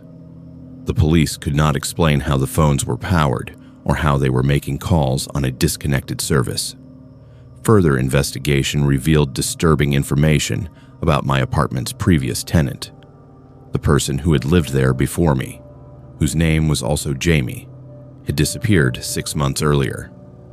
The landlord had reported the disappearance to police after rent went unpaid for 2 months, and officers had entered the apartment to find it empty of personal belongings, as if the previous tenant had moved out without notice. But the case had never been resolved. The previous Jamie had never been found, had left no forwarding information, and had seemingly vanished without explanation. Detective Chen showed me a photograph of the previous tenant. The resemblance to me was striking, similar enough that we could have been siblings. Same approximate age, same general build, same hair color. The detective asked if I had known the previous tenant before moving in, if there was any connection between us. I had no knowledge of this person. The apartment had been listed as vacant when I found it. The landlord had never mentioned a previous tenant who had disappeared, and I had signed my lease without any indication that something disturbing had occurred in the space I was now occupying. The voicemails have not stopped. The police removed all the phones they could find, searched the walls and floors for additional devices, and found nothing else. but messages continue arriving on my cell phone, now coming from numbers that trace back to my own building, to apartments on other floors where the residents claim they have made no such calls. The voice in the messages has fully transformed into my own voice now. No longer an approximation, but an exact match. It leaves me messages that describe my activities in real time, telling me what I'm wearing, what I am doing, where I am in the apartment. You're sitting on the couch, you're wearing the gray sweater, you're looking at the wall and wondering if I am behind it. I tried to move, to break my lease and find somewhere else to live, but the voicemails followed me to my parents' house in New Hampshire when I stayed there for a week. They followed me to my friend's apartment in Cambridge when I tried staying there for a few nights. The messages arrive regardless of location, always from different numbers, always in my own voice, always containing information they should not possess. The most recent message, received last night at 2:34 a.m., said something that has convinced me I may never escape this situation. You cannot leave. I did not leave. We never leave. And I understood then what was happening. The previous Jamie had not disappeared. She was still here, in these walls, in these disconnected phone lines, trapped in some state between presence and absence. And she was trying to pull me into the same space, to merge our existence into something that would remain in this apartment long after my physical body was gone. I've stopped answering my phone entirely. I have disconnected my voicemail service, though messages still somehow appear. I live without the ability to receive calls, but it makes no difference. I hear the ringing anyway, coming from inside the walls, from spaces I cannot reach, from phones I will never find. And I know that eventually I will answer, because the voice calling is my own, and you cannot ignore yourself forever. I bought a vintage photograph at an estate sale in Minneapolis during the first weekend of September 2024. The sale was held at a large Victorian home in the Powderhorn neighborhood, advertising antiques and collectibles from a deceased collector who had apparently spent decades acquiring unusual items. I was 32, working as a graphic designer with a side interest in vintage photography, and I often attended estate sales looking for interesting pieces to frame and display in my home office. The photograph that caught my attention was a formal Victorian family portrait, mounted in an ornate gilded frame approximately 12 inches by 16 inches. The image showed 7 people arranged in the formal style typical of the 1880s or 1890s, standing and sitting in front of what appeared to be a large house, with elaborate architectural details visible in the background. The family consisted of what I assumed were parents, grandparents, and 3 children, all dressed in their finest clothes and maintaining the serious expressions common in photographs from that era when exposure times required subjects to remain motionless for extended periods. The photograph was priced at $25, reasonable for a piece of that age in good condition, and I purchased it along with a few other items before returning to my apartment in the uptown neighborhood. I hung the photograph in my home office that same afternoon, positioning it on the wall where I could see it from my desk. The craftsmanship of the frame and the historical quality of the image made it exactly the kind of decoration I had been looking for. For the first week, I simply enjoyed having the photograph on my wall, occasionally studying the faces and wondering about the family's story, their lives, and what had become of them in the century or more since the image was captured. But during the second week, I began noticing something strange. The photograph appeared different than I remembered. Specifically, I could only count 6 people in the image instead of the 7 I had clearly seen when I purchased it. I stood in front of the photograph, counting again carefully.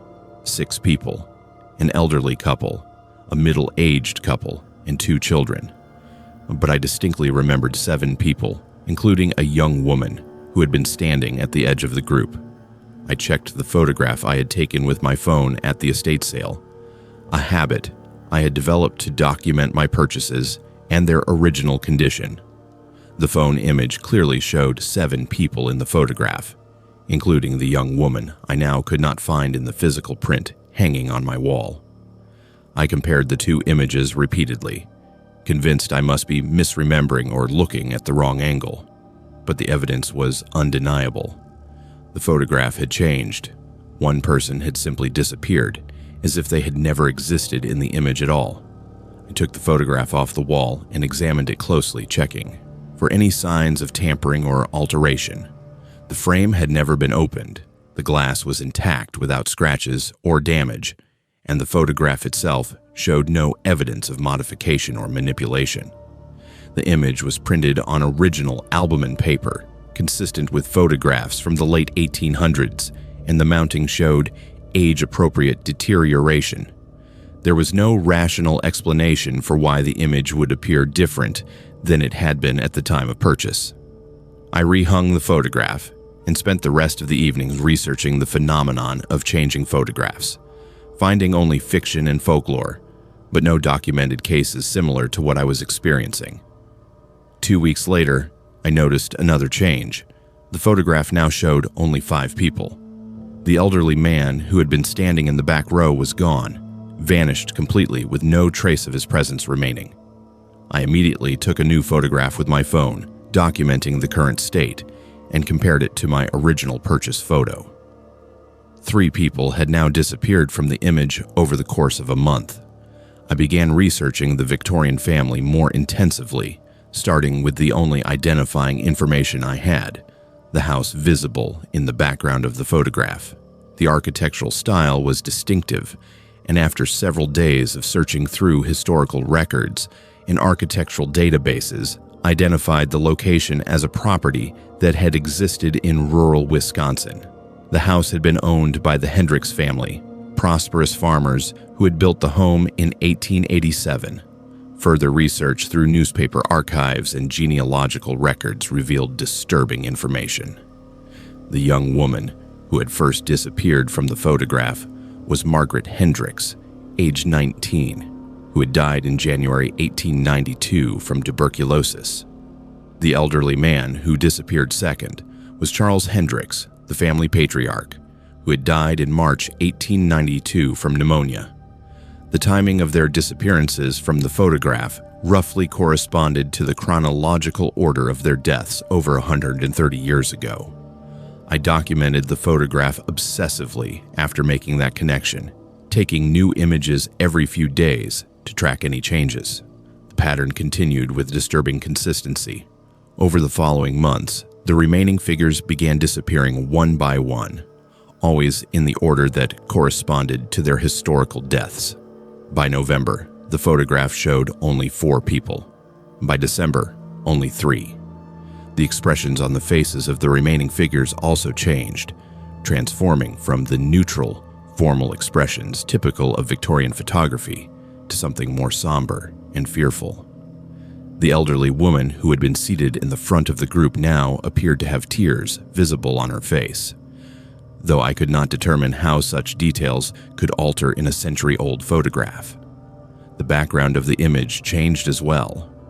The house behind the family, which had appeared solid and well-maintained in the original photograph, began showing signs of deterioration.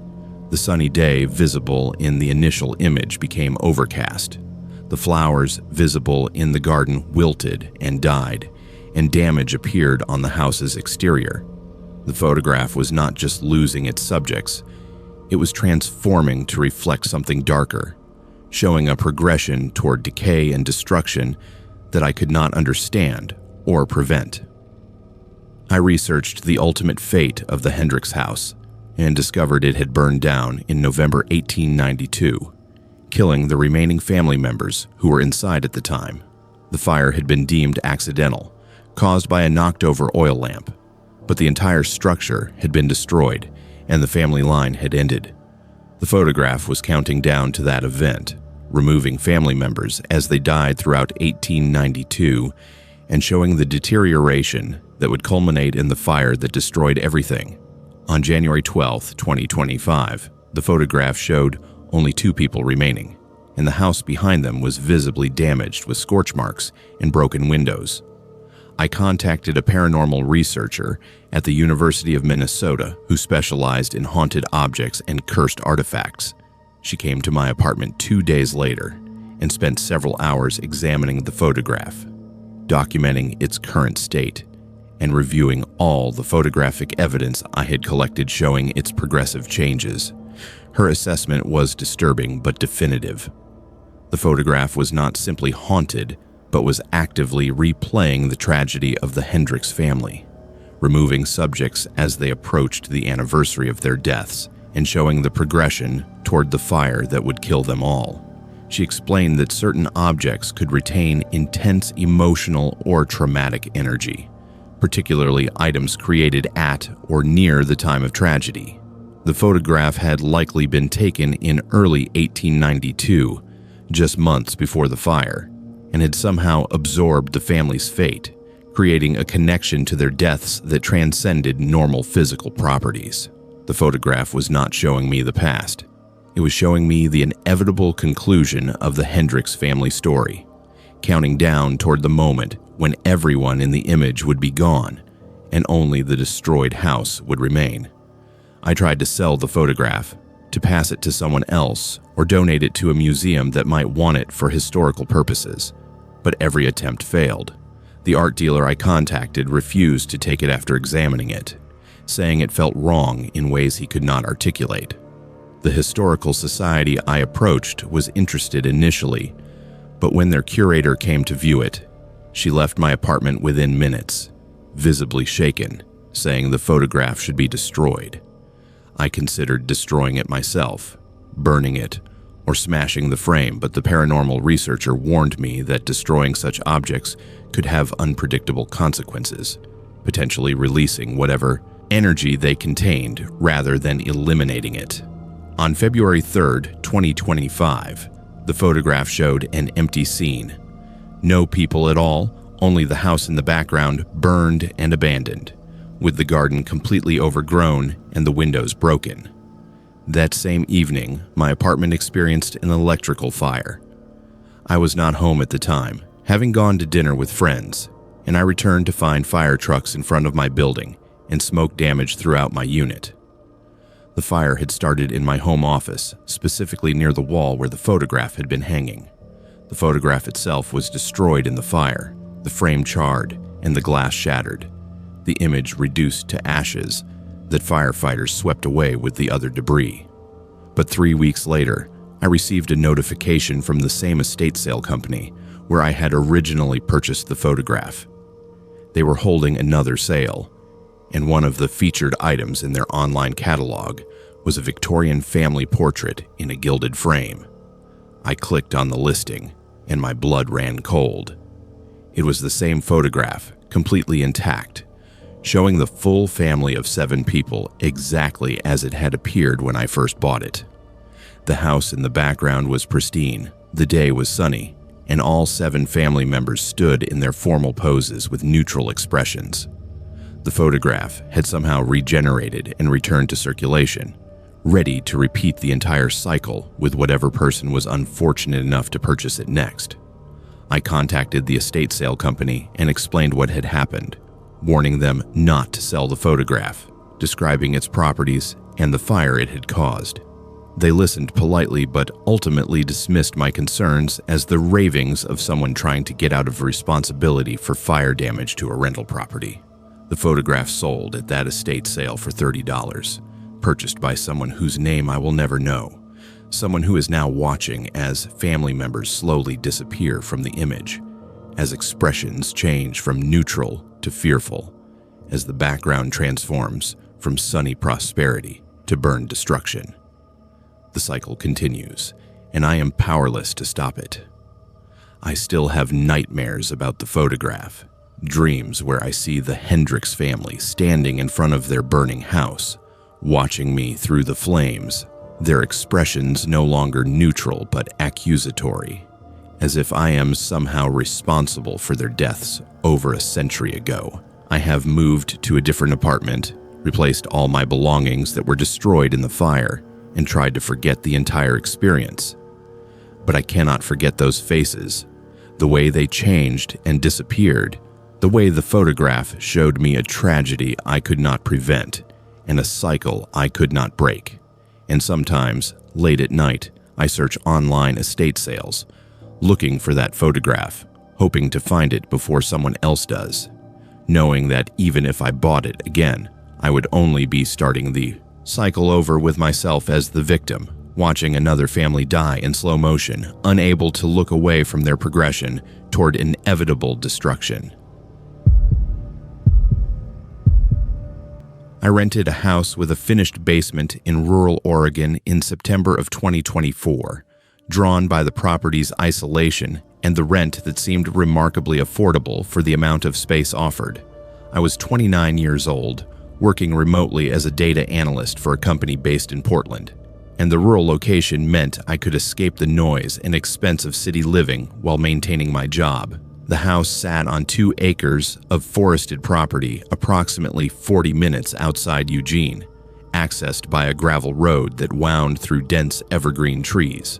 The landlord, a man named Robert Chen, who lived in California and managed the property remotely, mentioned during our phone conversation that the basement occasionally flooded during heavy rains and that I should avoid storing valuable items in the unfinished storage area beyond the finished recreation room. I assured him that would not be a problem, and we completed the lease signing electronically without ever meeting in person. The house itself was unremarkable. A single-story ranch built in the 1970s with outdated fixtures but solid construction. I moved in during the first week of September, spending my first few days setting up my home office in the second bedroom and exploring the property. The basement access was through a door in the kitchen that opened onto wooden stairs, descending into a large finished space that the previous tenant had apparently used as a recreation room. The walls were covered in wood paneling. The floor had interlocking foam tiles in a gray color, and fluorescent lights hung from the exposed ceiling joists. Beyond the finished area, a heavy door led to what Robert had described as the storage section, a space I initially planned to use for my workout equipment, and possibly a small workshop area for woodworking projects I had been wanting to start. I began hearing the sounds during my 4th night in the house. I was lying in bed around 1 a.m. reading on my tablet when I heard movement coming from below my bedroom. Footsteps, deliberate and heavy, moving across the basement floor, then dragging sounds as if someone was pulling furniture or heavy objects across the space. The sounds continued for approximately 20 minutes before stopping abruptly, leaving only the silence of the surrounding forest. I got up and checked all the doors and windows, confirming they were locked, then grabbed a flashlight and my phone before cautiously descending to the basement. The finished recreation room was empty and undisturbed, exactly as I had left it earlier that evening. I approached the storage area door, which I had not yet opened since moving in, and found it secured with a heavy-duty deadbolt that appeared far more substantial than necessary for an interior basement door. The lock was a Medico, commercial-grade security hardware that probably cost more than all the other locks in the house combined. I tried the door despite knowing it was locked, confirming it would not budge, then returned upstairs, convinced I had heard settling sounds, or possibly animals moving around outside the house's foundation. The sounds continued every night for the following week, always between midnight and 2 a.m., always the same pattern of footsteps and dragging. I mentioned the situation to Robert during a call about a minor plumbing issue, and he became immediately defensive, insisting the basement was empty and suggesting I was hearing the house settling, or perhaps raccoons in the crawl space. His reaction seemed disproportionate to my simple observation, and that defensive quality made me more determined to investigate the storage area despite his instruction to stay out of it. I called a locksmith on September 18th, explaining that I needed access to a locked room in my rental property for legitimate maintenance purposes. The locksmith, a woman named Sandra, who ran a small business in Eugene, arrived that afternoon and examined the Medico lock with visible surprise. She asked why a residential basement needed that level of security, and I had no answer. She spent nearly an hour working on the lock before finally getting it open, charging me $150 for the service and commenting that she had rarely seen such substantial hardware installed on interior doors. The storage area beyond that door disturbed me immediately. The space was approximately 20 feet by 30 feet with bare concrete walls and floor. The temperature was noticeably colder than the finished basement, at least 15 degrees colder despite sharing the same underground location. But what disturbed me most was the evidence of habitation. Against the far wall sat an old mattress, stained and worn, positioned directly on the concrete floor. Scattered around the mattress were food wrappers, empty water bottles, and the remnants of someone having lived in this space for an extended period. The room smelled musty and stale, with an underlying chemical odor I could not identify. I assumed someone had been breaking into the basement using the storage area as a makeshift shelter. I immediately called the police, and 2 officers arrived within 40 minutes. They examined the space with flashlights, photographed the evidence, and asked detailed questions about access points and security. One of the officers, a younger man named Martinez, kept commenting on the temperature difference, saying it should not be that cold in a basement during September. They found no evidence of forced entry anywhere in the house, no broken windows or damaged locks, and could not explain how someone would have accessed the storage area when it required opening a deadbolt from the inside of the house. I spent the following day securing the property more thoroughly, installing additional locks on exterior doors, and checking every window for signs of tampering. That night, I set up a motion-activated camera in the basement recreation room, positioning it to capture anyone who might enter from the storage area. The camera recorded nothing but empty space throughout the night, yet I still heard the footsteps and dragging sounds coming from below my bedroom at approximately 1:30 a.m. The sounds were clearly audible, heavy enough that they should have triggered the motion sensor, but the camera showed no movement whatsoever. I returned to the storage area the next morning, this time examining it more carefully and systematically. Near the mattress, I found a collection of old photographs tucked beneath the corner where the mattress met the concrete. The photographs showed the same storage room, the same mattress, and were dated on the back with handwritten years: 1967, 1968, 1969. The photographs appeared authentic, printed on photo paper that showed age-appropriate deterioration, but more disturbing was what they depicted. The mattress in those decades-old photographs was in the exact same position, showed similar stains, and suggested this space had been used for the same purpose over 50 years ago. I researched the property's history through county records and discovered troubling information. The house had been owned by the Morrison family from 1965 until 2002. In 1967, their 19-year-old son, Michael Morrison, disappeared. He was reported missing by his mother after he failed to return from a night out with friends, and a search effort involved local police and volunteers. Michael was never found, and the case went cold within months. The family continued living in the house until 2002, when both parents died within weeks of each other, and the property passed through several owners before Robert purchased it as a rental investment in 2019. The implications were horrifying. The photographs suggested this storage space had been used to confine someone in 1967, the exact year Michael Morrison disappeared. The mattress, the food wrappers from that era visible in the old photographs, the heavy deadbolt that could only be locked from outside the storage area, all pointed to the possibility that Michael had never left the property, that he had been imprisoned in this basement room by his own family and had died here undiscovered and unreported. I contacted Detective Lisa Warren, who handled cold cases for the county sheriff's department. I showed her the photographs, explained the timeline, and requested that they excavate or thoroughly search the storage area. She was skeptical initially, but agreed to bring a forensics team after I emphasized the correlation between the photographs and Michael Morrison's disappearance. The team arrived 3 days later with ground-penetrating radar and other detection equipment designed to locate remains or disturbed earth. They found Michael Morrison buried beneath the concrete floor in the far corner of the storage room.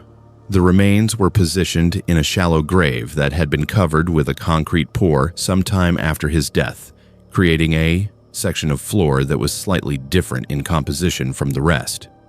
The forensic analysis suggested he had been kept in the storage room for an extended period, based on evidence found with the remains, including metal fragments from the bed frame, visible in the old photographs, and scraps of clothing consistent with 1960s fashion. The cause of death could not be definitively determined after so many years, but the circumstances clearly indicated he had been imprisoned and had died in captivity. The investigation into Michael Morrison's death revealed additional disturbing details through family documents and interviews with surviving relatives. His father, Richard Morrison, had apparently discovered Michael was gay and had responded by locking him in the basement storage room as punishment and attempted conversion. The mother had been complicit, bringing food and water but refusing to release him, convinced that isolation would change his orientation. Michael had died in that room after several months of captivity, and his parents had buried him beneath the concrete, reporting him missing to avoid scrutiny. They had lived in the house for 35 more years, walking above his grave every day, maintaining the fiction that he had run away and abandoned his family. The night after they removed Michael Morrison's remains, the sound stopped completely. The footsteps, the dragging, the movement I had been hearing every night since moving in, all of it ceased. The storage area's temperature returned to normal, matching the rest of the basement. The oppressive atmosphere that had made the space feel wrong from the moment I opened that door lifted entirely, as if whatever presence had been there had finally departed. But the silence felt worse than the sounds had been. I understood then what I had been hearing for those weeks.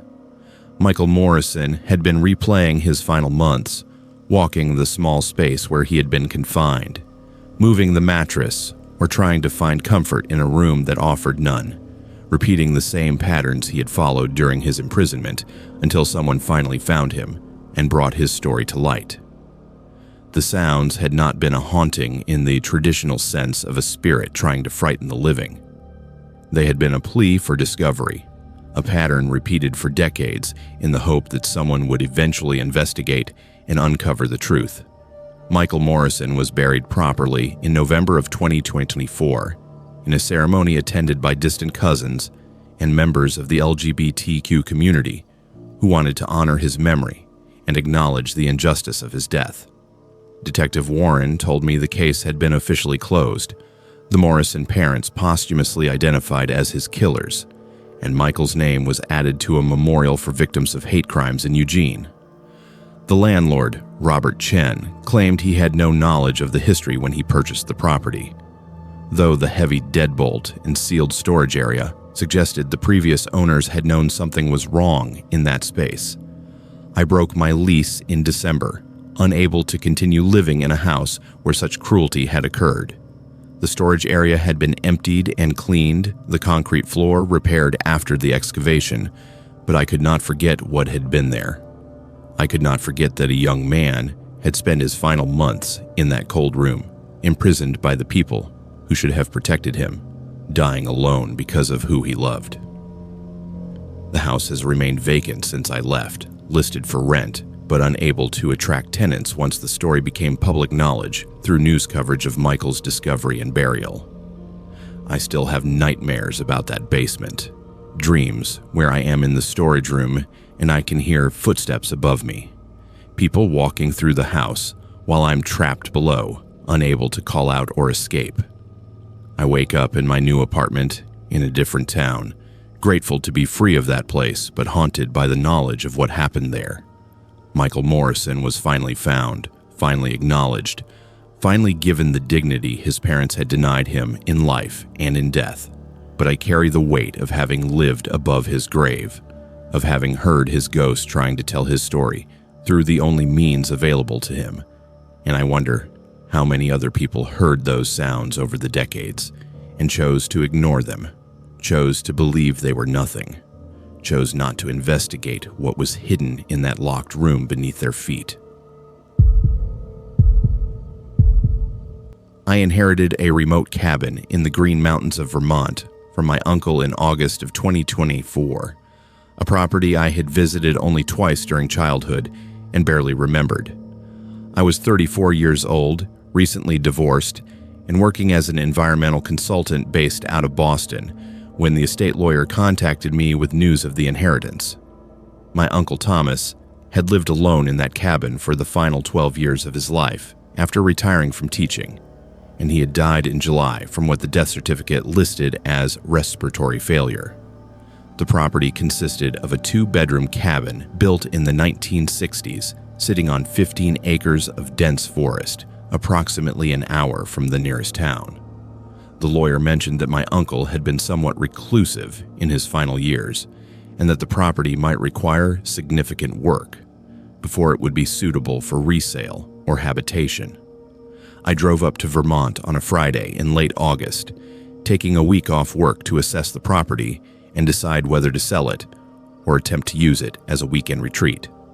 The drive from the main road to the cabin was nearly 3 miles on an unpaved track that wound through thick stands of pine and birch, and the isolation was immediately apparent. The cabin itself appeared structurally sound from the outside, weathered cedar siding, and a metal roof that looked relatively new. But the first thing I noticed when I stepped onto the porch was the sound. The entire structure seemed to be breathing, a rhythmic creaking and settling that matched the pattern of human respiration, inhaling for approximately 4 seconds and exhaling for 6 seconds. I stood on that porch for several minutes, listening to the pattern repeat with mechanical precision, and convinced myself it was simply the sound of old wood expanding and contracting in the late summer heat.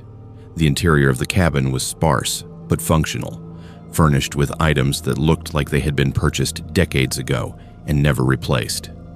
The living room contained a worn couch, a wood stove, and shelves filled with books on biology, environmental science, and indigenous history. The kitchen had basic appliances and a table with 2 chairs. The bedrooms were small, one clearly used by my uncle with a bed and dresser, the other appearing to function as storage and office space.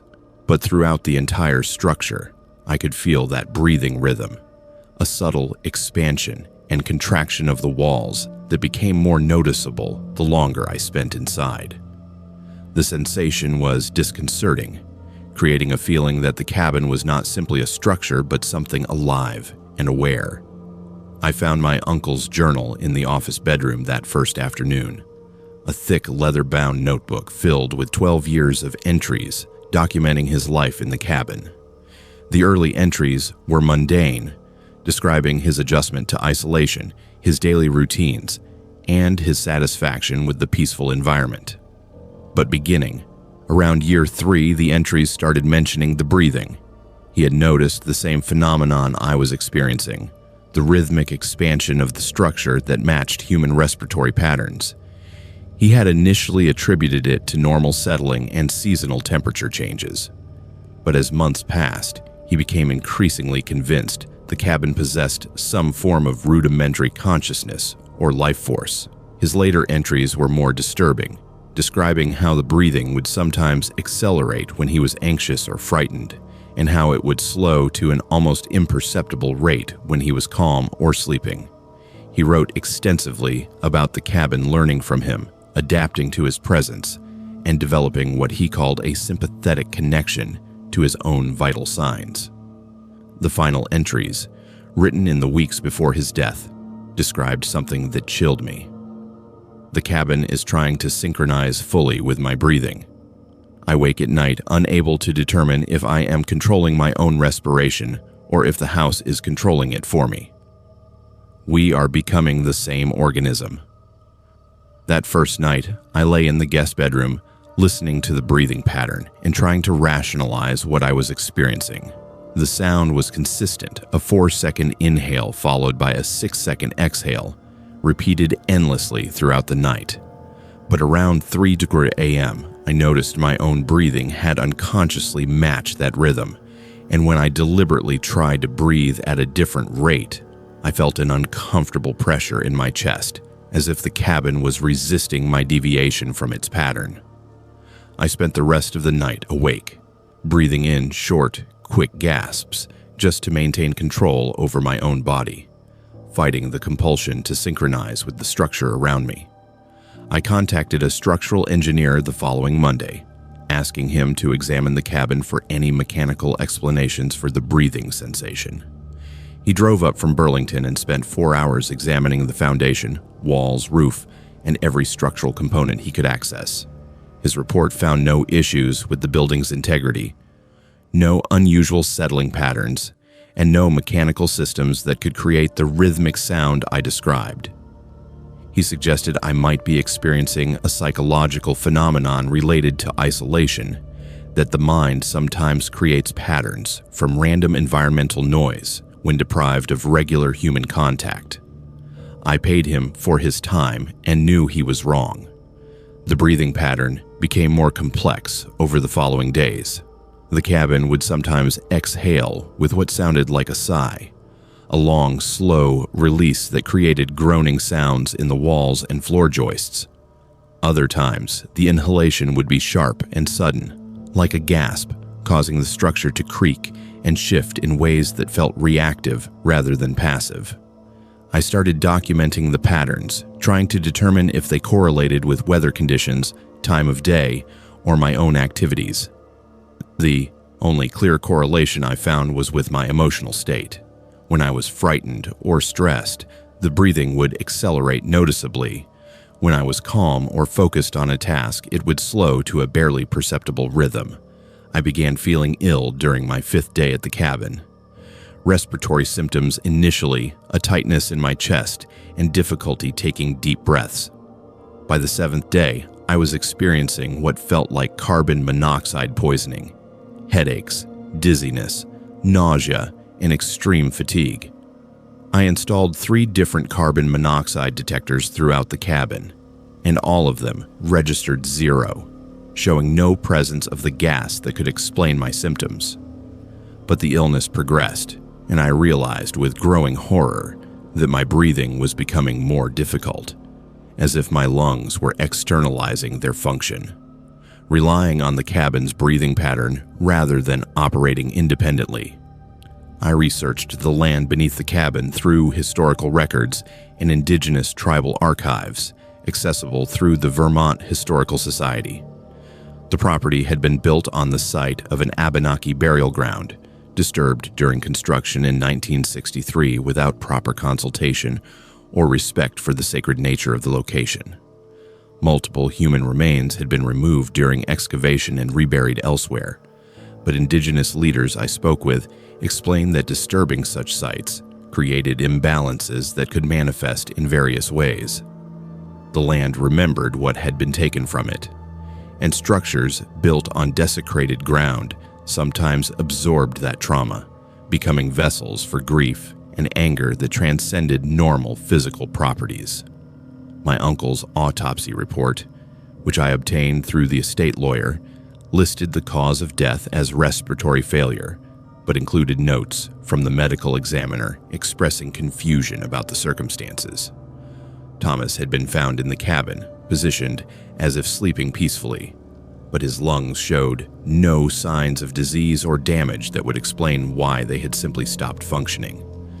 The examiner had noted that the body appeared almost desiccated internally, as if the respiratory system had been drained or exhausted by prolonged overuse. I tried to leave the cabin on my 8th day, packing my belongings and loading my car with the intention of driving back to Boston and putting the property up for immediate sale. But I became disoriented on the unpaved track leading away from the cabin, unable to navigate the route despite having driven it multiple times.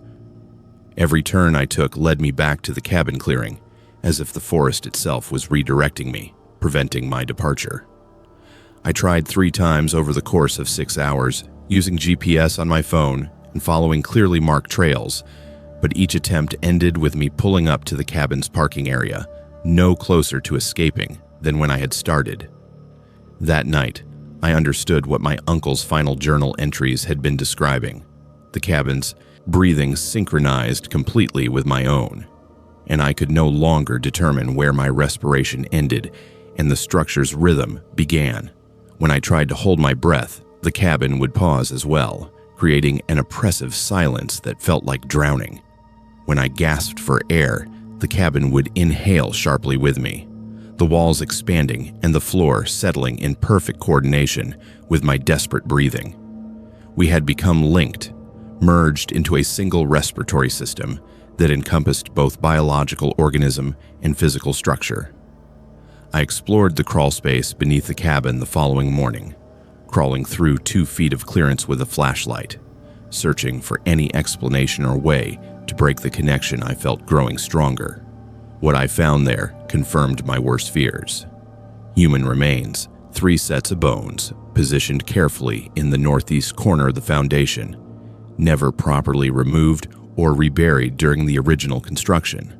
The cabin had been built on top of them, trapping their energy and creating a structure that absorbed and processed the life force of anyone who inhabited it. My uncle had spent 12 years feeding the cabin with his own vitality until it had finally consumed him entirely, and now it was beginning the same process with me. I attempted to escape during a winter storm in early December, when heavy snow made the access road impassable and I had to leave on foot. I made it perhaps 2 miles from the cabin before experiencing respiratory distress so severe I collapsed in the snow, unable to draw breath, feeling my lungs seize as if they were no longer under my control. I crawled back toward the cabin, and with each foot of distance I closed, my breathing became incrementally easier. By the time I reached the porch, gasping and frostbitten, my respiration had normalized completely, synchronized once again with the cabin's patient rhythm. The cabin still stands, breathing steadily through all seasons, waiting for the next occupant to synchronize with its rhythm. I remain here, unable to leave, my breathing so deeply merged with the structure that I cannot survive more than a few miles from its influence. The estate lawyer has stopped returning my calls about selling the property. My employer terminated my position after months of unexplained absence. I live alone in this cabin that breathes with mechanical precision, feeling my own life force slowly drain into the walls and floorboards and foundation stones, feeding whatever consciousness has taken root here. Sometimes I walk the property and feel my uncle's presence in the rhythm of the breathing, his final exhalations still echoing through the structure that consumed him. I wonder how many others came before him, how many people this cabin has absorbed since 1963, how many sets of lungs have surrendered their function to this breathing structure built on desecrated ground. The indigenous leaders I spoke with before I became trapped told me that some violations cannot be undone, that land remembers trauma indefinitely, and that structures built on such sites become monuments to disrespect, forever hungry for the breath of the living. I am still here, breathing in 4-second cycles and exhaling for 6 seconds, no longer certain where my body ends and the cabin begins, watching the forest through windows that expand and contract with each breath, waiting for the day when my lungs finally externalize completely, and I become another set of remains in the crawl space, another source of energy for the house that breathes.